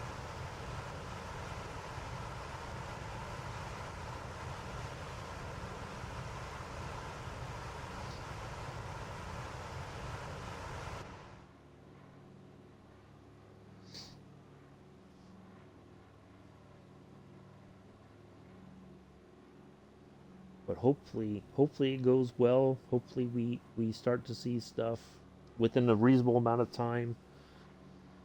You know, uh, but how reasonable is reasonable? That's the other question. How patient? You're right. People need to be patient. How patient are they going to be that they've waited really just about a year for this fix? Which is what initially Jorg said it would probably take a year. He wanted to get it done, I think, last year. He wanted it out, but it still wasn't ready. So now, what's the next? How long are we gonna have to wait before we see those other aircraft in the marketplace?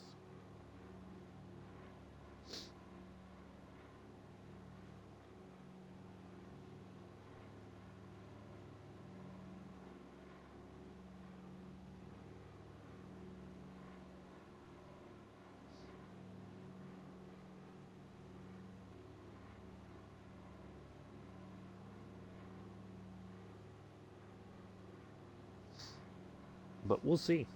We'll see. It's going to be interesting to see how things play out on Tuesday. And if my feeling too is, if for some reason it's not ready, I do believe there's nothing wrong with saying now, like, look, we know everybody's looking forward to Tuesday. We do need one more week to test a few more things. You know, uh, did I miss something from?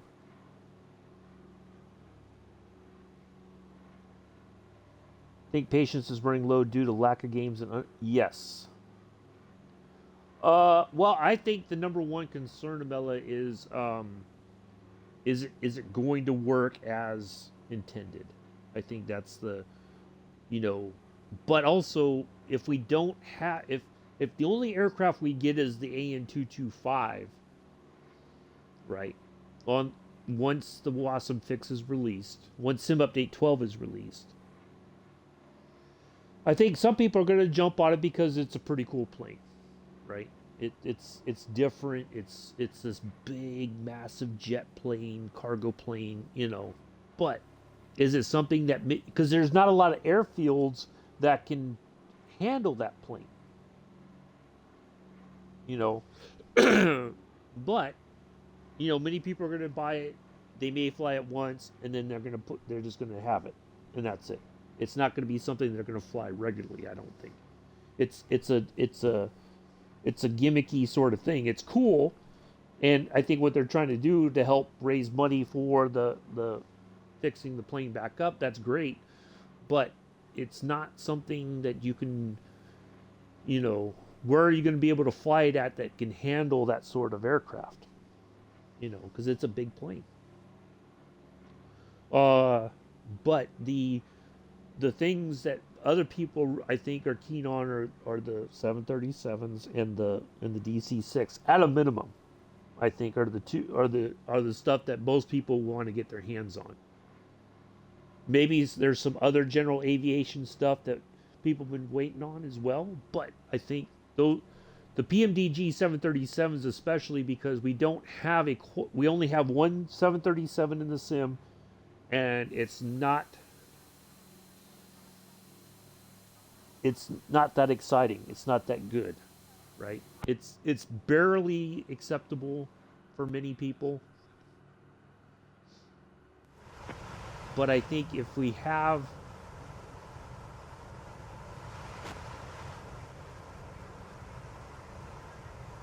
all right, we have 86 nautical miles, and that begins our arrival portion. So we're almost there, folks.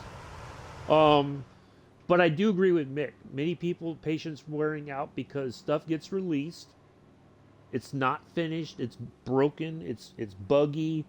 You know, and in some cases, it doesn't ever really get addressed or fixed. And some companies just say, well, you know what, we're just going to not support the game. We're giving up on it. It's a waste. You know, we're not going to put the effort in. Anthem was a big one of those. Everybody was keen on Anthem, and it got released, and it just wasn't as good as everybody had hoped it would be. And it was never. And after a while, they were just like, well, we don't care enough anymore to put the effort in. So stuff like that, I think, is not good. You know, a lot of companies are just like, well, we so screwed this up that we're not even going to make the effort to fix it. You know, and then people are like, well, okay, then can I get a refund? Nope, you play the game for like 12 hours, so no, that's more than sufficient. And you accepted it was all screwed up, so no refund. And yeah, that too. Instead of just like, you know, hey, we're going to do a free update. We're going to like overhaul all the graphics and, you know, but you're not going to pay for any of that. You already paid for the game. You know, so I just heard the other day that Forza Motorsports game cars that were supposed to be included in the base game upon release have been taken out and will become DLC packs instead. And it's like, that's kind of crappy. Why would you, and so now people are like, wait a minute, no, that's not right. You put the name in the list, these cars in the list, and all of a sudden you're yanking them out. What's up with that? You know. So yeah, there are shady practices. I don't care which company it is. It's just, it's like, oh well, we can sell it as a DLC. Well, it's only $10 for 10 cars, so you're getting you're paying $1 per car. But that's not the point.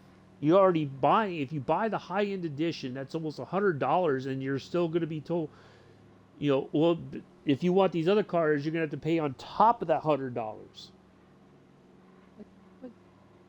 Why can't I get, or you get like a season's passing, which includes the first 5 DLCs for, you're already paying for it ahead of time. Yeah. So, yeah, I don't know. But I do agree with you, Mick. The patience is running low. But part of that too is that because everybody wants a multiplayer aspect to a game, and if it's not multiplayer, they're not interested. I miss the days of a single player. For instance, I'll tell you, on the game, that game, that as Amela calls it, Division 2. I deleted my 4th character. I was going to do the whole story mode from in DC and then go to New York.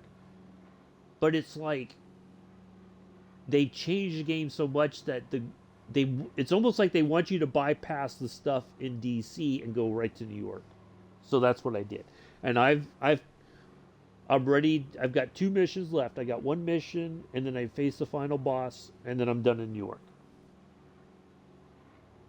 Right. Now, normally, somebody in my clan would want to run me through New York. We call it a watch run, right? But I've done it on my own. It's taken me, I've spent a couple hours, 2 days. I'll probably finish it up today, so 2, maybe 3 days. But he wants to speed run it like 2.5 hours. But I'm busy. He doesn't want to stop. I can't stop and pick up anything along the way.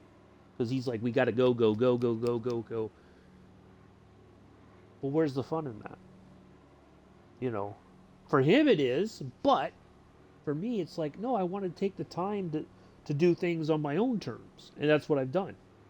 Was it easy? No. Did I make it? Yeah. There was, I think, one time the other day I died finally.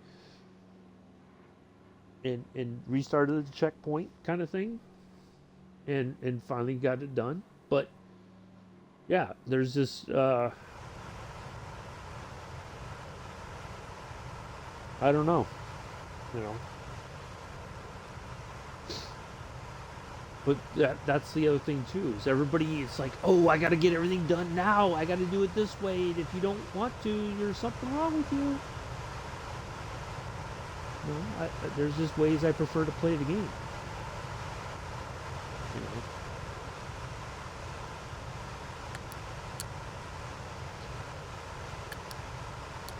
Is open on the trail.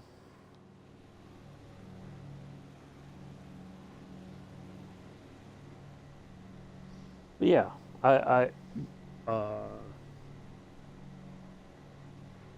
I miss a game where it's just you go in, you put it in, and it's not like there's got to be any updates. You have a complete game for $60. Like I played Modern Warfare 2 when it first came out. I played it over and over and over again. So I'm like, oh, I wonder if I could go over here. Let me like fight from over here and see how this goes. So there was some replayability, because I would always try to like, oh, if I go over here, can I go over this way? Oh, there's better cover over here. I can hit the enemies from here much quicker than I can from the other side.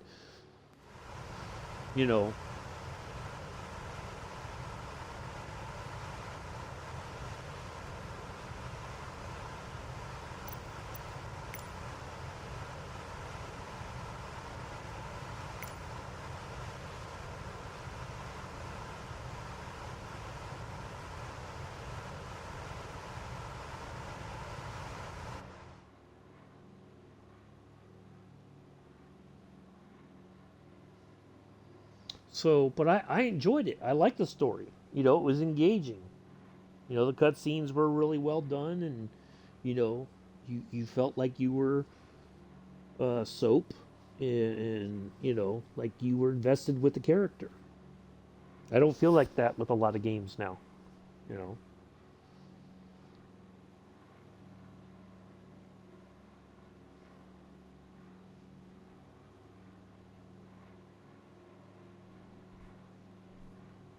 but I think the multiplayer thing has ruined a lot of games.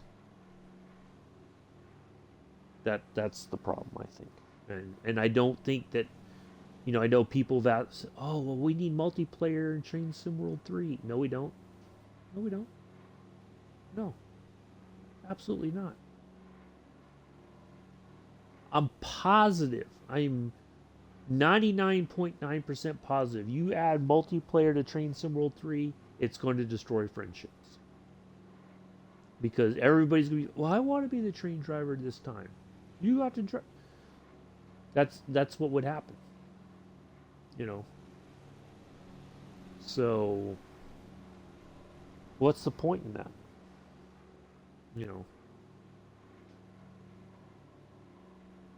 that's not fun. What's exciting about that?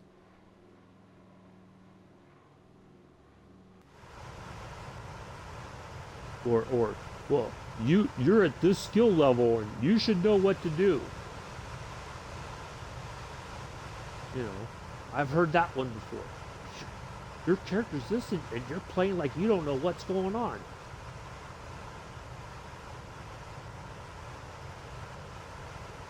Well, what's exciting about that?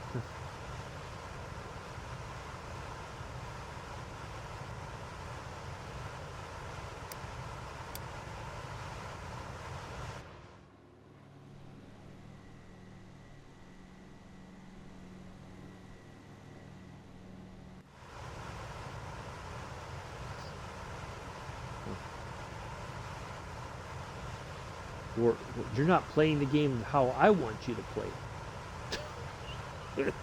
Well, but I bought the game so I can play it how I want to. How dare you?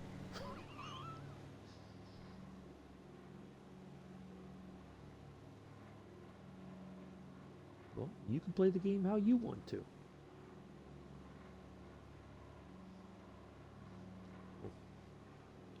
Yeah, I just think multiplayer's ruined. It's ruined a lot. See, at least back in the day, you know, if you and your friend went to the arcade, you could. That was multiplayer back in the day. You know, if you did the fighting game or something that you both had a set of controls and you worked together, or you could, you know, if you played like Street Fighter, you'd fight against each other. You know, instead of one of you fighting against the computer generated fighter. What was wrong with that?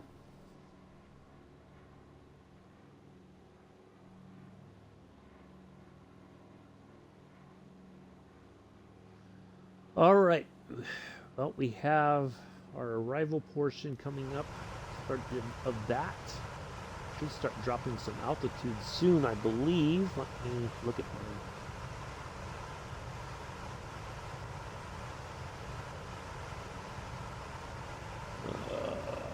Okay, let me ask for 2,000 foot reduction.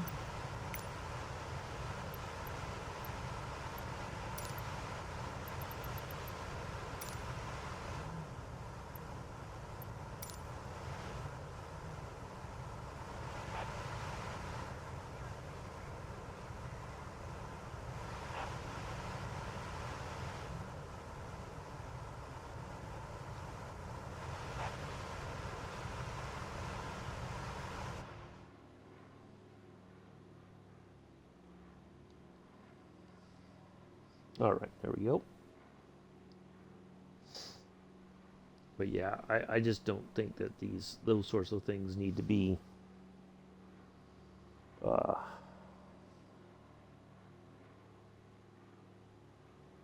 in a game, to be honest.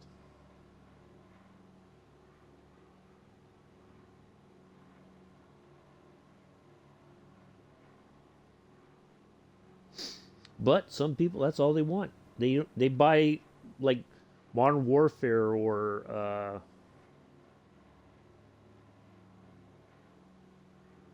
whatever, and that's all they care about is the multiplayer aspect of it.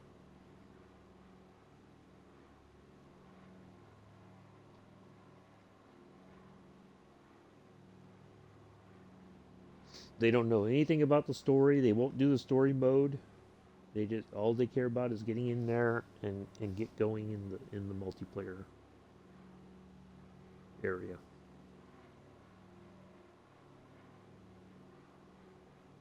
So Mick, do you have any plans at all for tonight, or are you guys taking another night off, or you're taking a night off?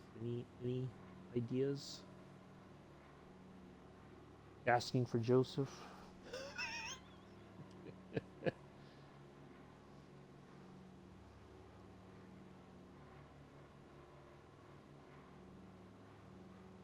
I don't know if you had any plans for this evening. If not, that's all right.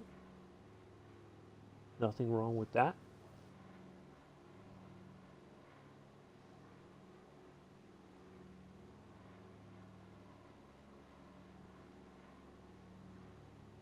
I don't know if you and Pulse were getting back into things.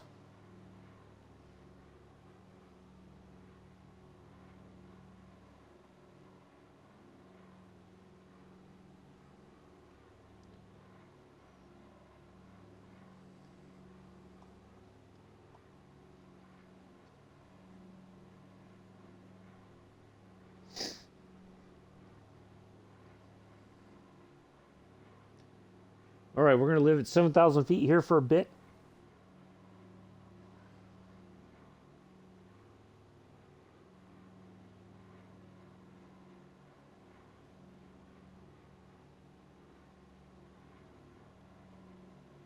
He might have.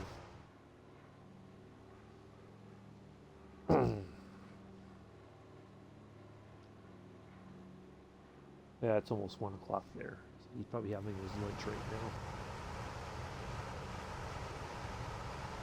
All right, so once we're over land, in 45 nautical miles, once we intercept that navigation point, we're going to hang a left and go out.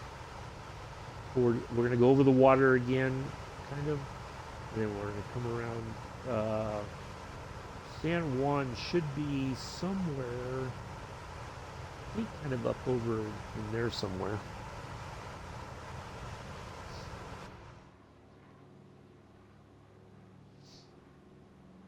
Yeah, he might have gone to have his lunch.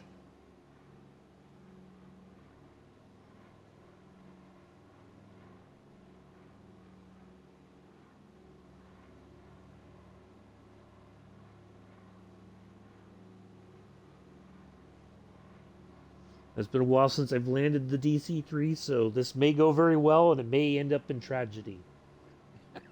Just warning you ahead of time.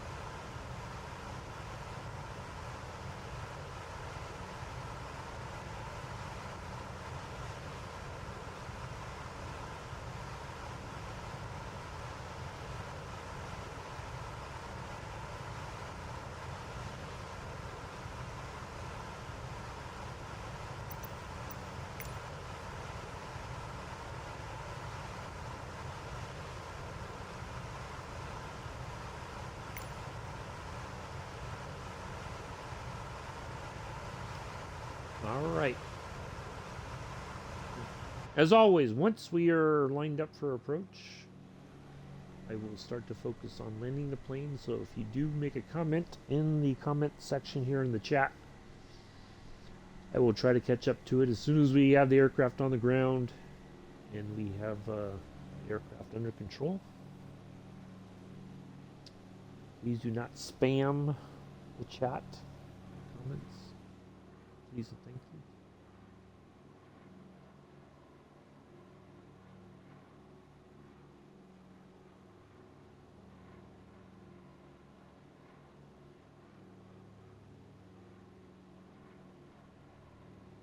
Might be a bit of a bumpy approach here into San Juan. Looks like we got a bit of wind here through these low hills.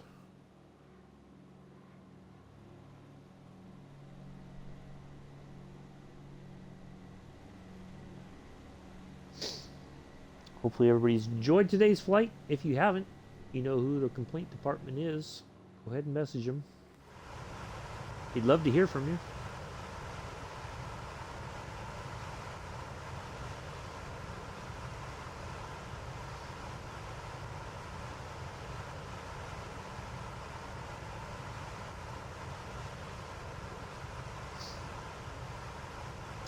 I think I'm gonna have to cheat a little bit here. Not that I want to, but I think I'm gonna have to add a little bit of fuel in because I don't think I added enough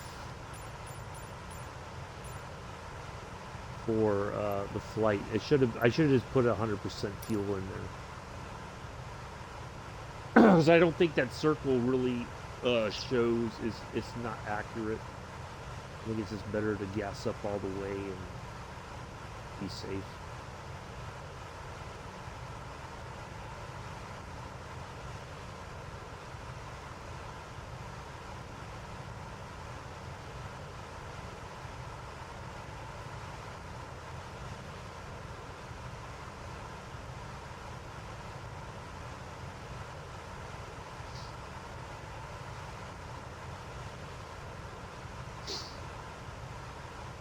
But anyhow,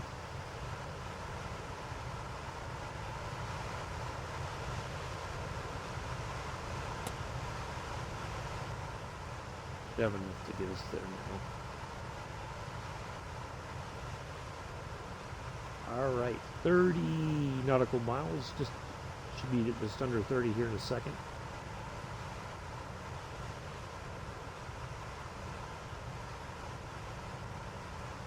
There we go, 29 now.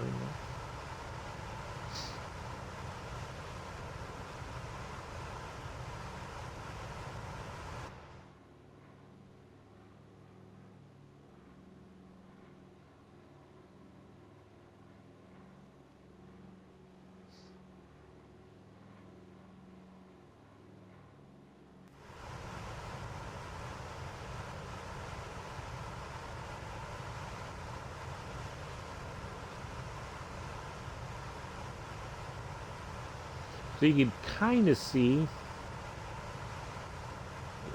So that's basically what we have left. We're on our way to Joshi. So we're going to kind of come around. We're going to go out and then come back in and land. So should be a nice, interesting landing.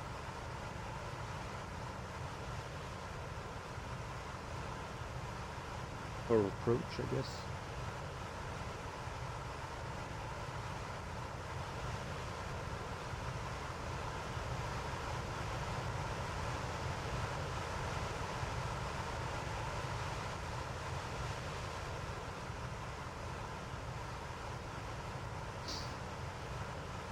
And once again, today's flight brought to you by Parasox Airline. Parasox Airline, just because you have a pair of socks does not mean they have to match.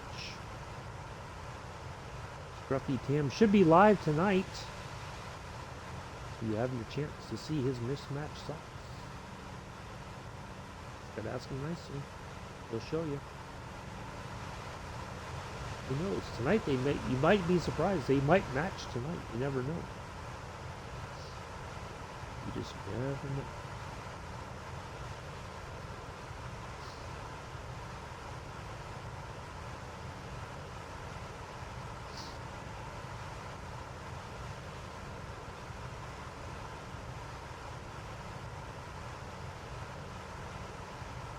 do go check out Scruffy Tan. He's got merch.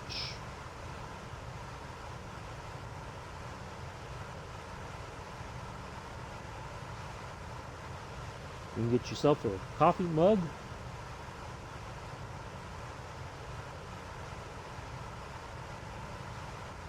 Do all kinds of stuff.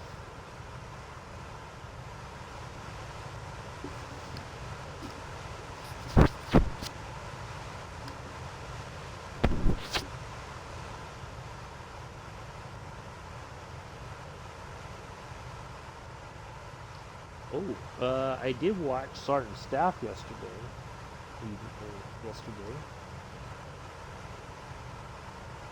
He also does Minecraft, and he is building an ocean liner in Minecraft. We've been working on it for quite some time. He said that's the game that he started streaming initially, was Minecraft. So he's been working on that ocean liner for a very long time.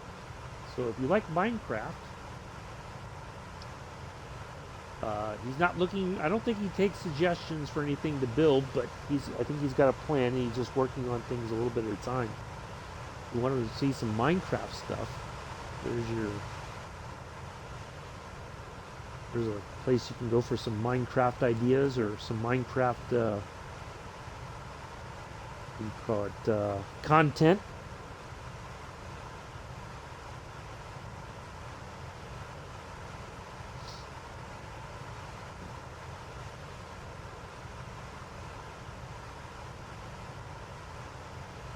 If you like such things, just want to watch and maybe get some ideas on things to build yourself if you're into Minecraft.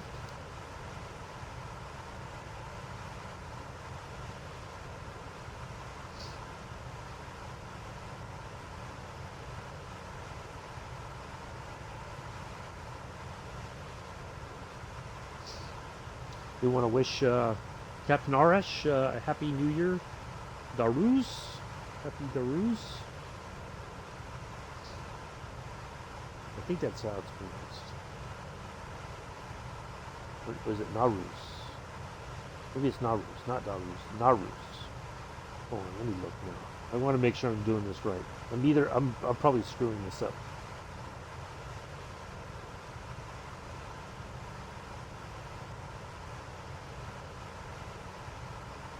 Noruz, not Daruz. Noruz. I apologize if you're watching Captain Arash. I didn't mean to screw it up that badly. Naruz.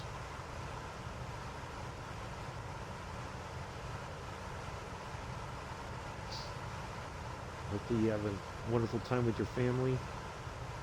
He showed some pictures of the spread of food that they had last year. It looks fantastic. Lots of fruits, lots of all kinds of stuff. So hopefully you have a nice celebration with your family, my friend.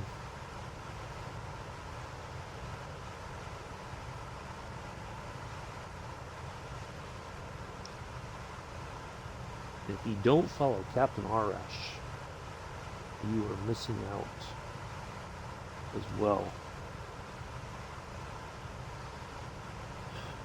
If you have questions about flying stuff in the sim, any navigation wonders, or different ways you can fly, Captain Arash is always willing to help people learn different ways of navigating in the sim.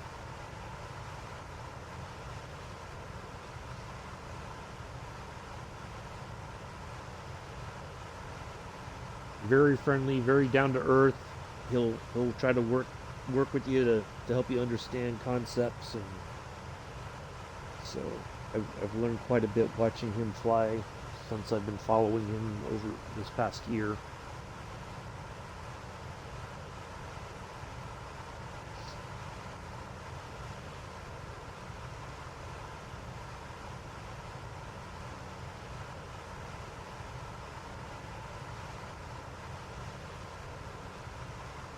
He does do 737 flights still. once in a while when he's not flying in the Cessna 172.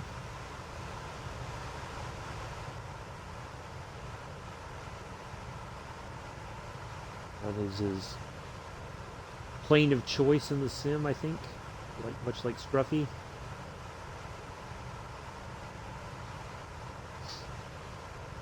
They do like their Cessna 172s.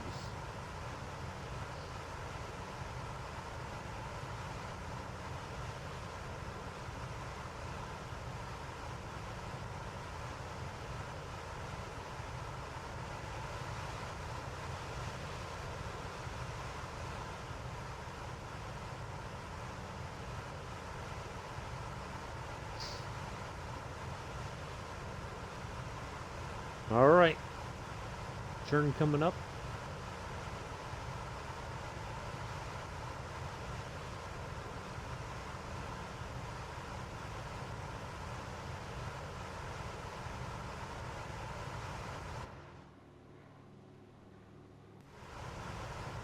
Fair fuel situation.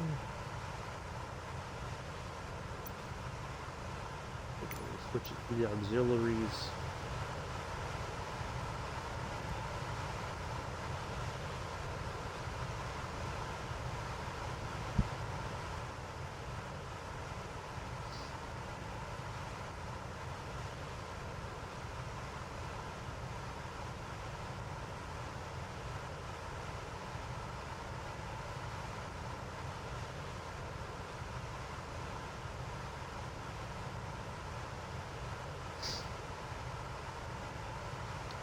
Thank you all again for coming in and hanging out today. I think there will be one more ad break before we go into final approach here. Should be forthcoming here shortly.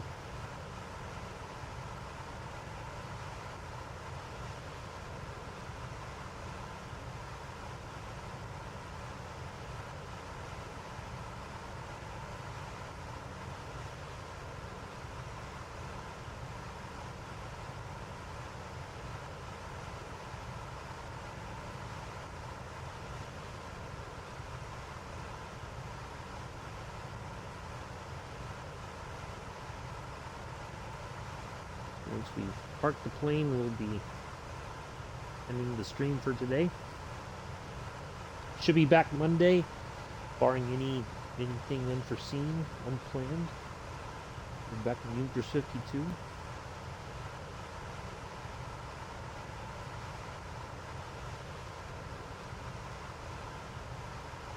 And once I have some idea of the schedule for physical therapy, I can't imagine it'd be more than 2 days a week, but I don't know.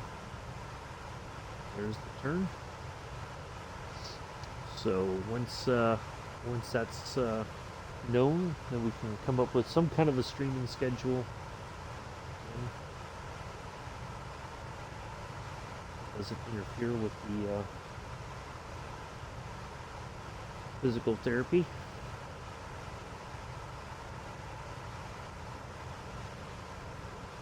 I don't know why, but my mom seems to think I need a walking cane. I think more just some kind of support, since my right arm will never be the same, and having a walking cane or something, walking stick, will give me a little bit more stability.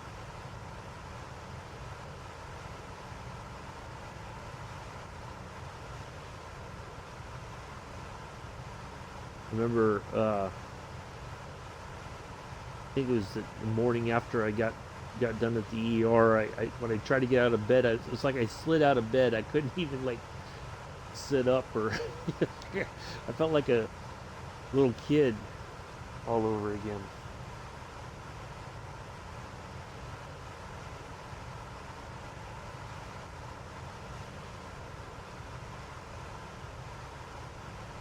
So we are on our way to, yeah. I think I'm going to ask for 5,000.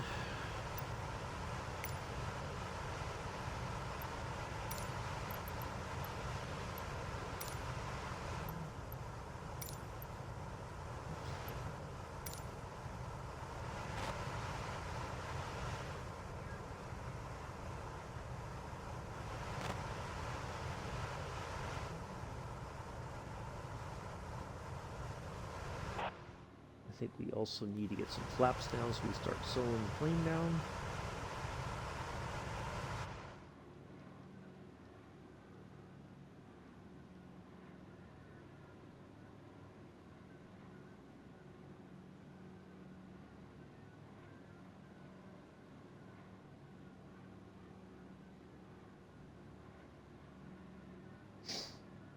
All right, we'll get back to the chat here.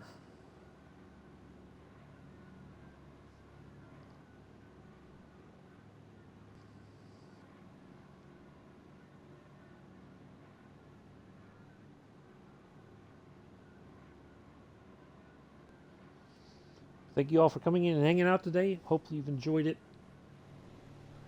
If not, that's quite all right.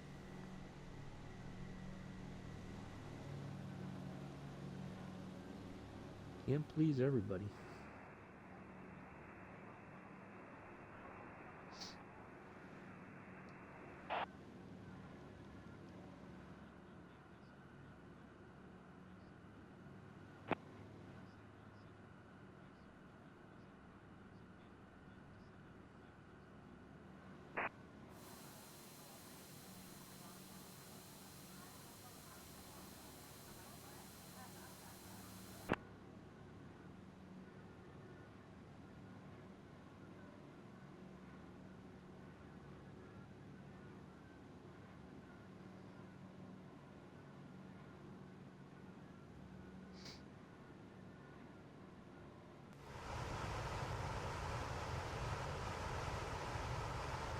Kind of give you a sense of what's coming up. There we go. A little bit clearer picture, I guess. Do this. There we go. That's where we're heading. And we're going to come out and make a big loop. So our airport is to our right. Right over... be over here.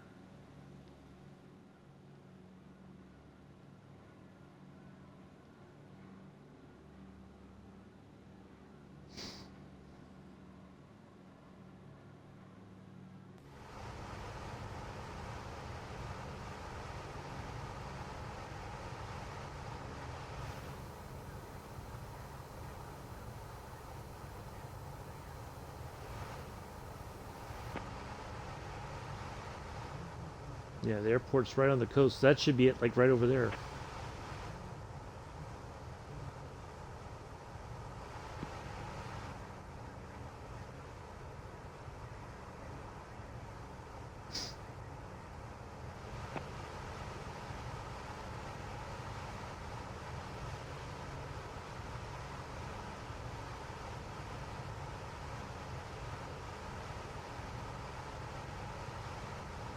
We'll go down to 4,000.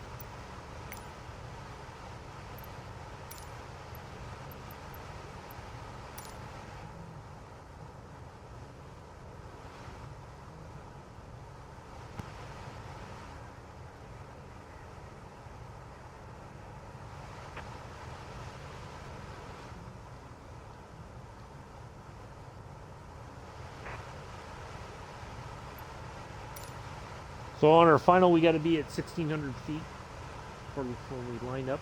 So try to get ourselves set up for success here. Eventually, we should hear call to reduce to that. And next set of flaps down.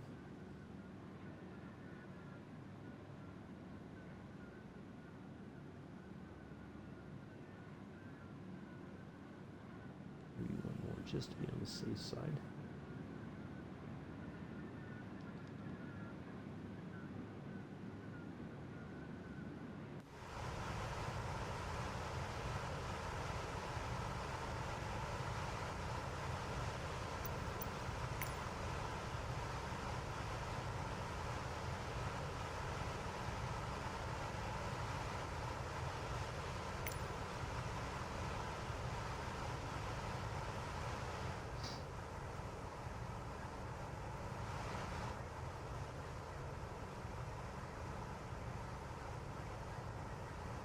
No, we're not going to go to 9,000. That's ridiculous.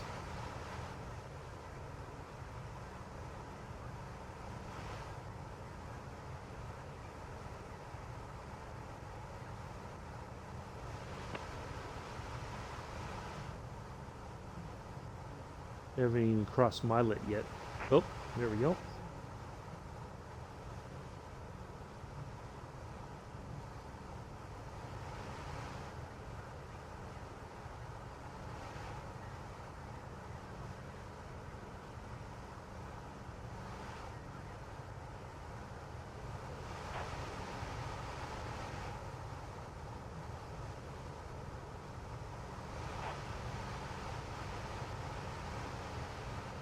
I don't think I could ask for another reduction in altitude from here.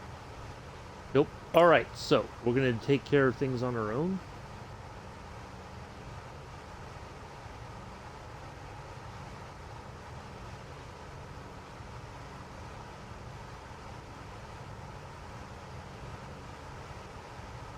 We're going to ignore. They're going to start to get a little fussy here, folks, so I apologize if you hear the ATC and they're getting kind of a bit loopy.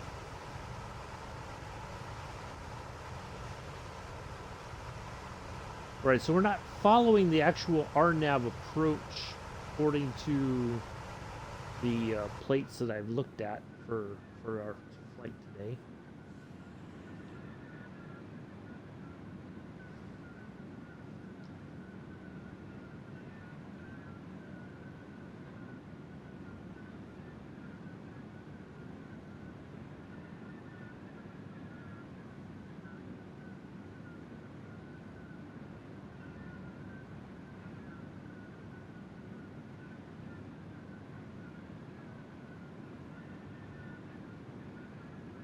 We'll go down to 2,000 feet, and that should set us up very well for once we're lined up.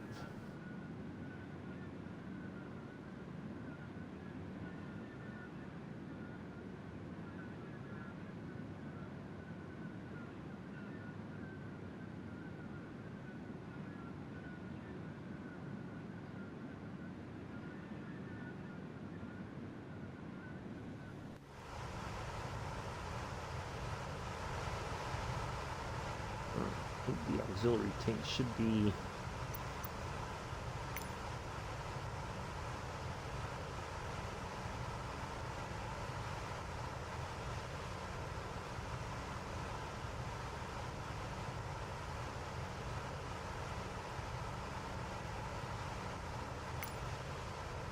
let's go back to the mains.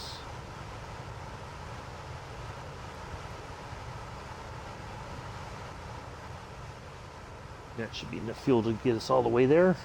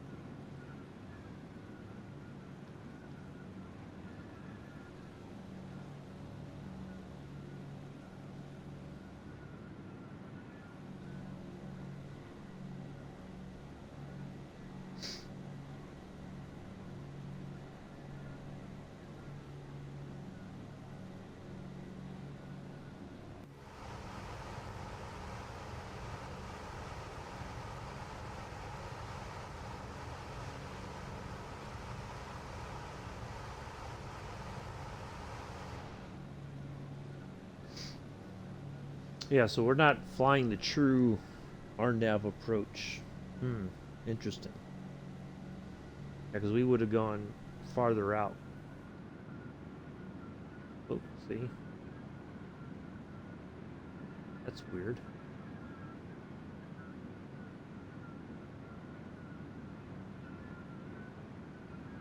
Oh, we're going to follow the turn coming up, I think.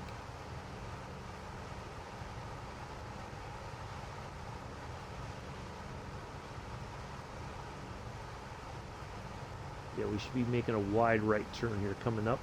We're going to...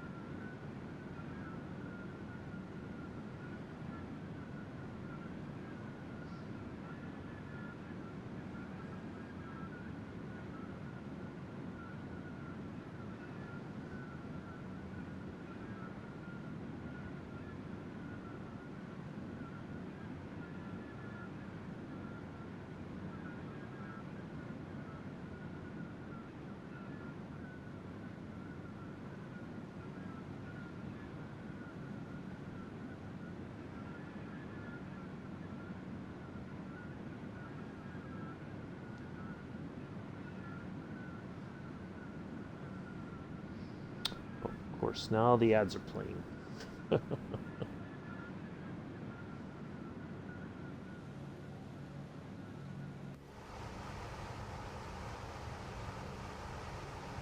we should be making the right turn here coming up.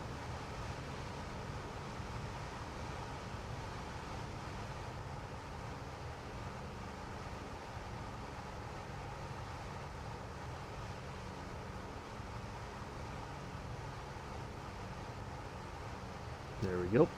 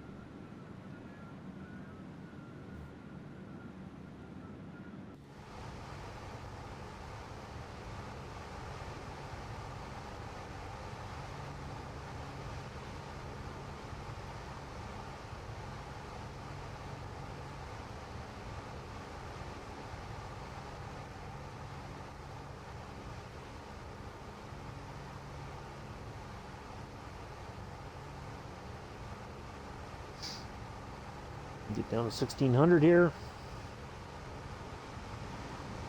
Eventually we'll turn off everything.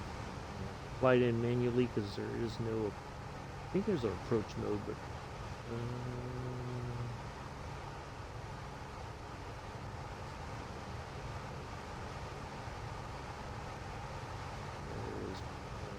that's alright. We don't have a true ILS approach today.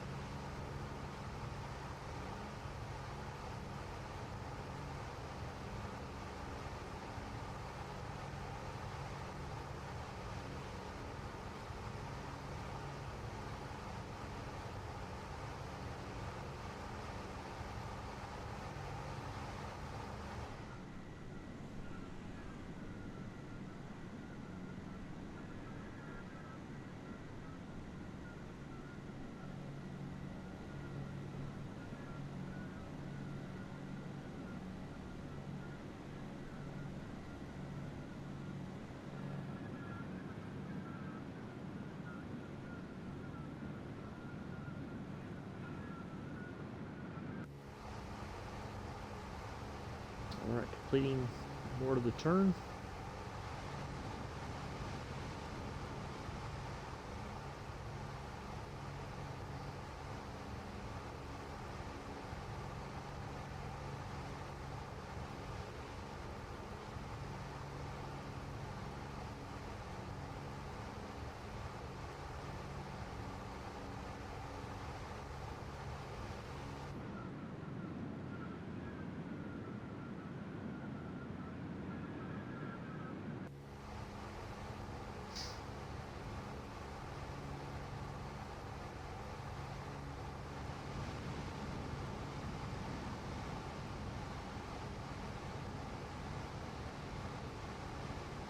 Alright, the ads are over. Yay! So, welcome if you're returning from the ads. We are getting ready to line up here on our runway.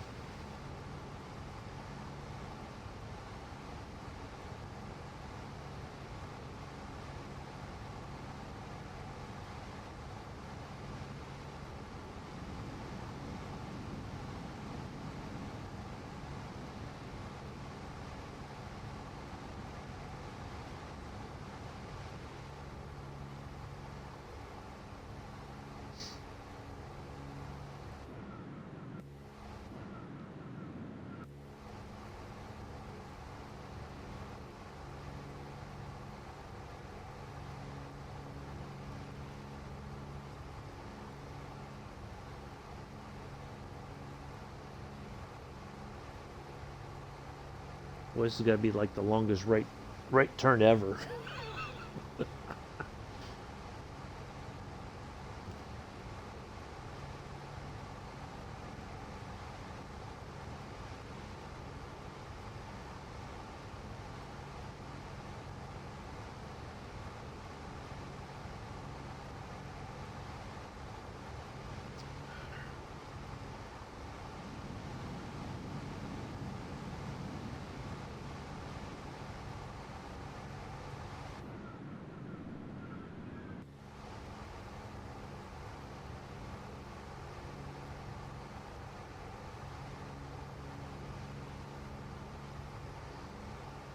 So we still got to slow down a little bit more before we can drop the landing gear.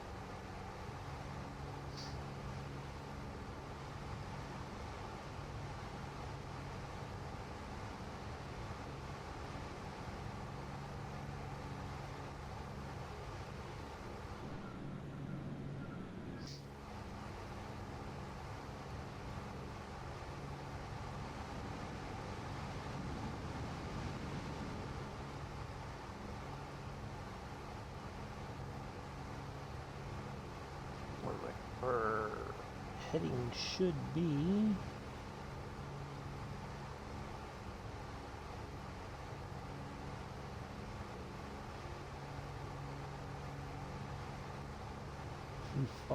$258. So we've still got a little bit more of the turn to go. Get lined up with our runway.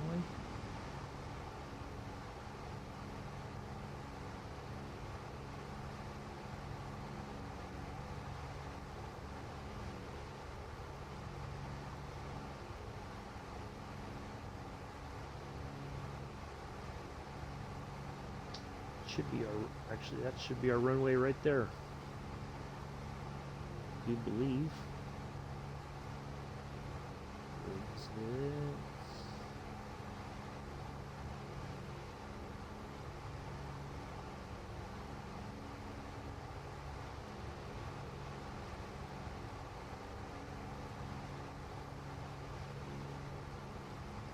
No, maybe that's not it.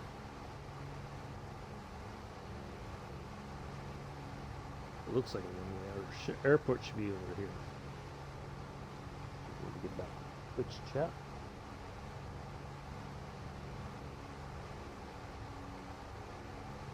Do one more turn, and then we should be lined up with our room. It almost looks like one, but I think that's like an inlet. Post there.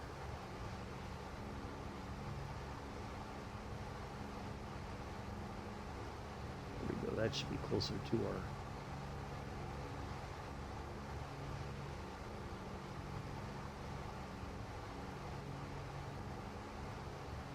Maybe one more slight adjustment after this.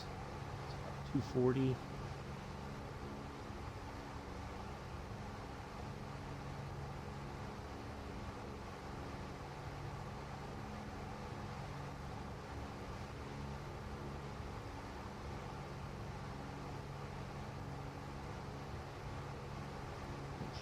One more little bit of a adjustment.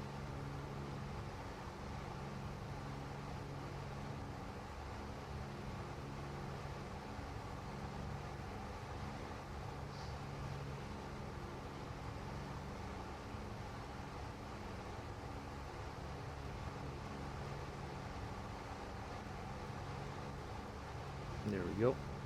That should get us online.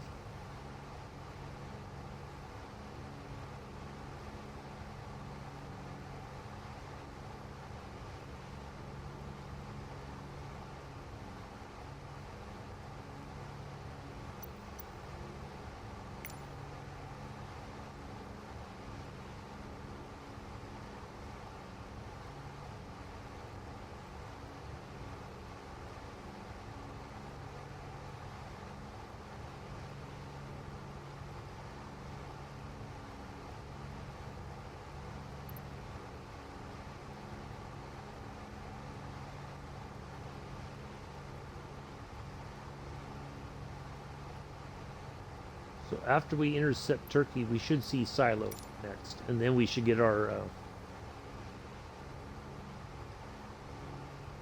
information there.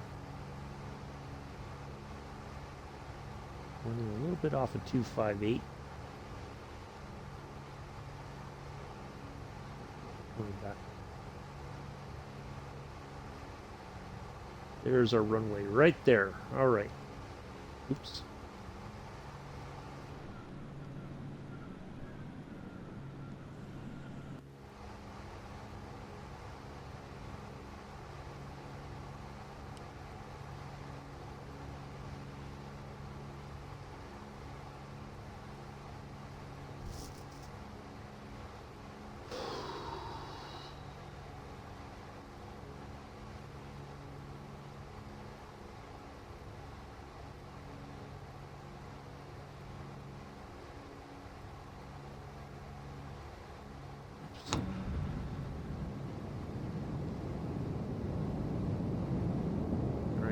Should be the last bit of flaps. There's our gear down and locked. All right, folks, here we go.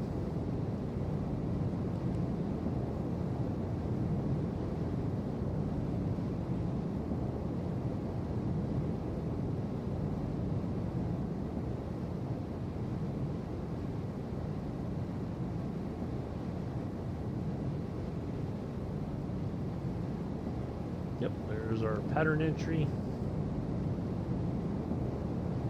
Let the plane fly itself. We'll get close to that, and then we're going to put it on the ground.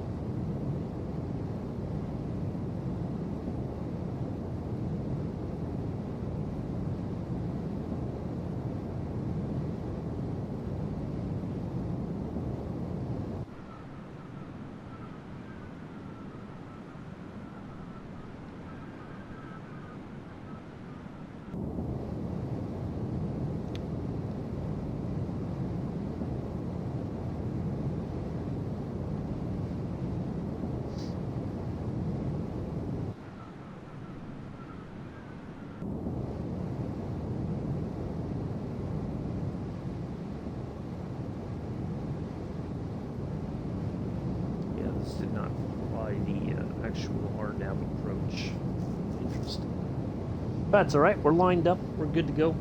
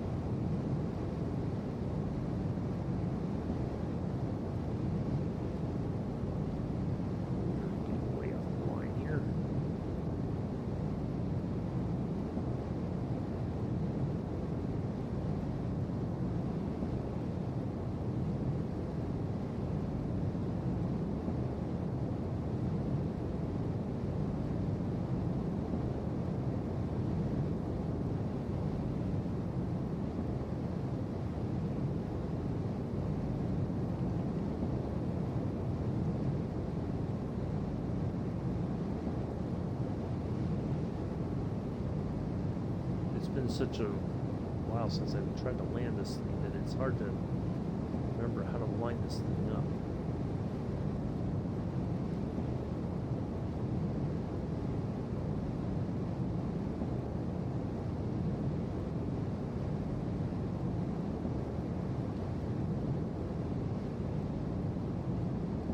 All right, here we go, folks.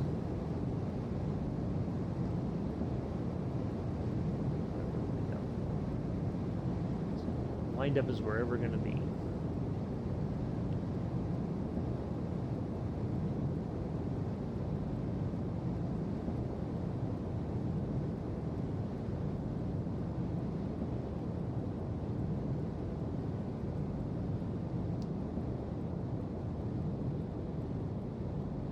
Little bump coming up.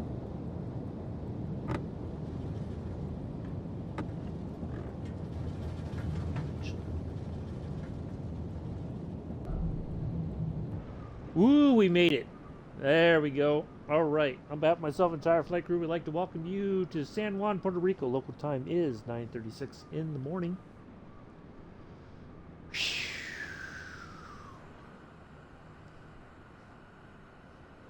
We understand and appreciate the fact that it's Thursday. The last Thursday before Sim Update 12. Yay.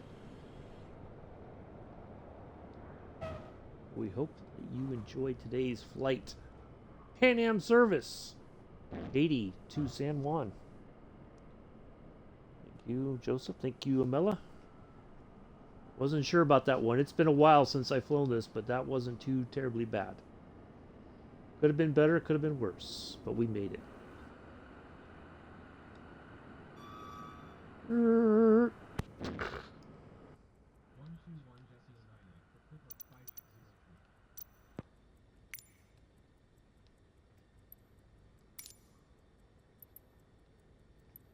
To the parking, please.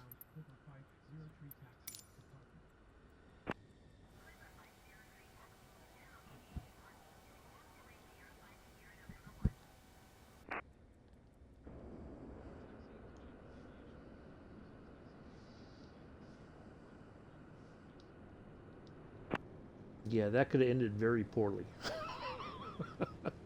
That could have. But we made it.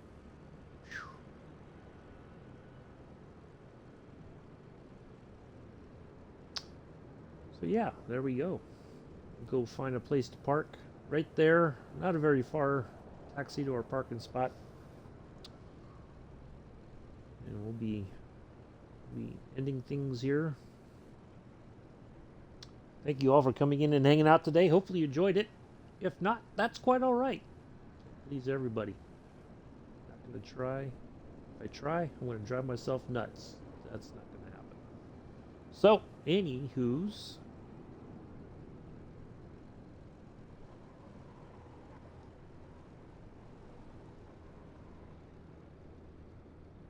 I will be back Monday for sure in the Junkers 52.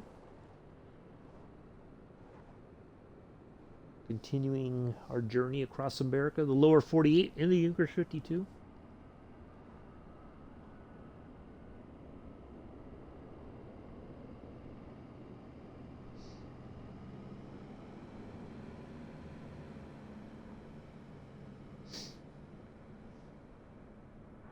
Yeah, for not having flown this plane in quite some time, I have to say that wasn't too terribly bad.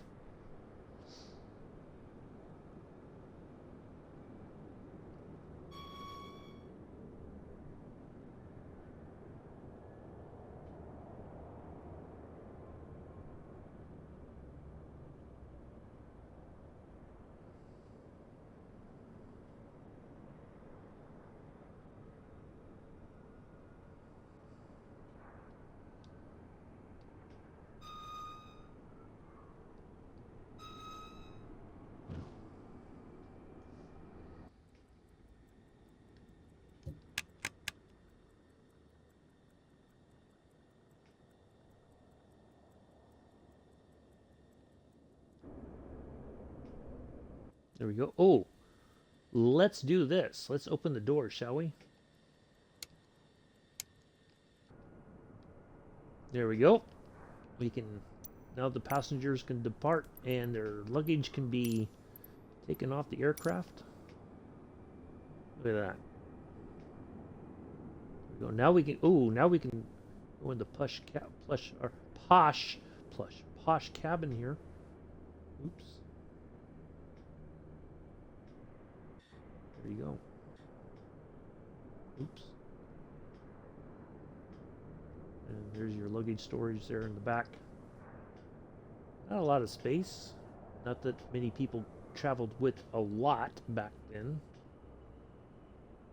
But there you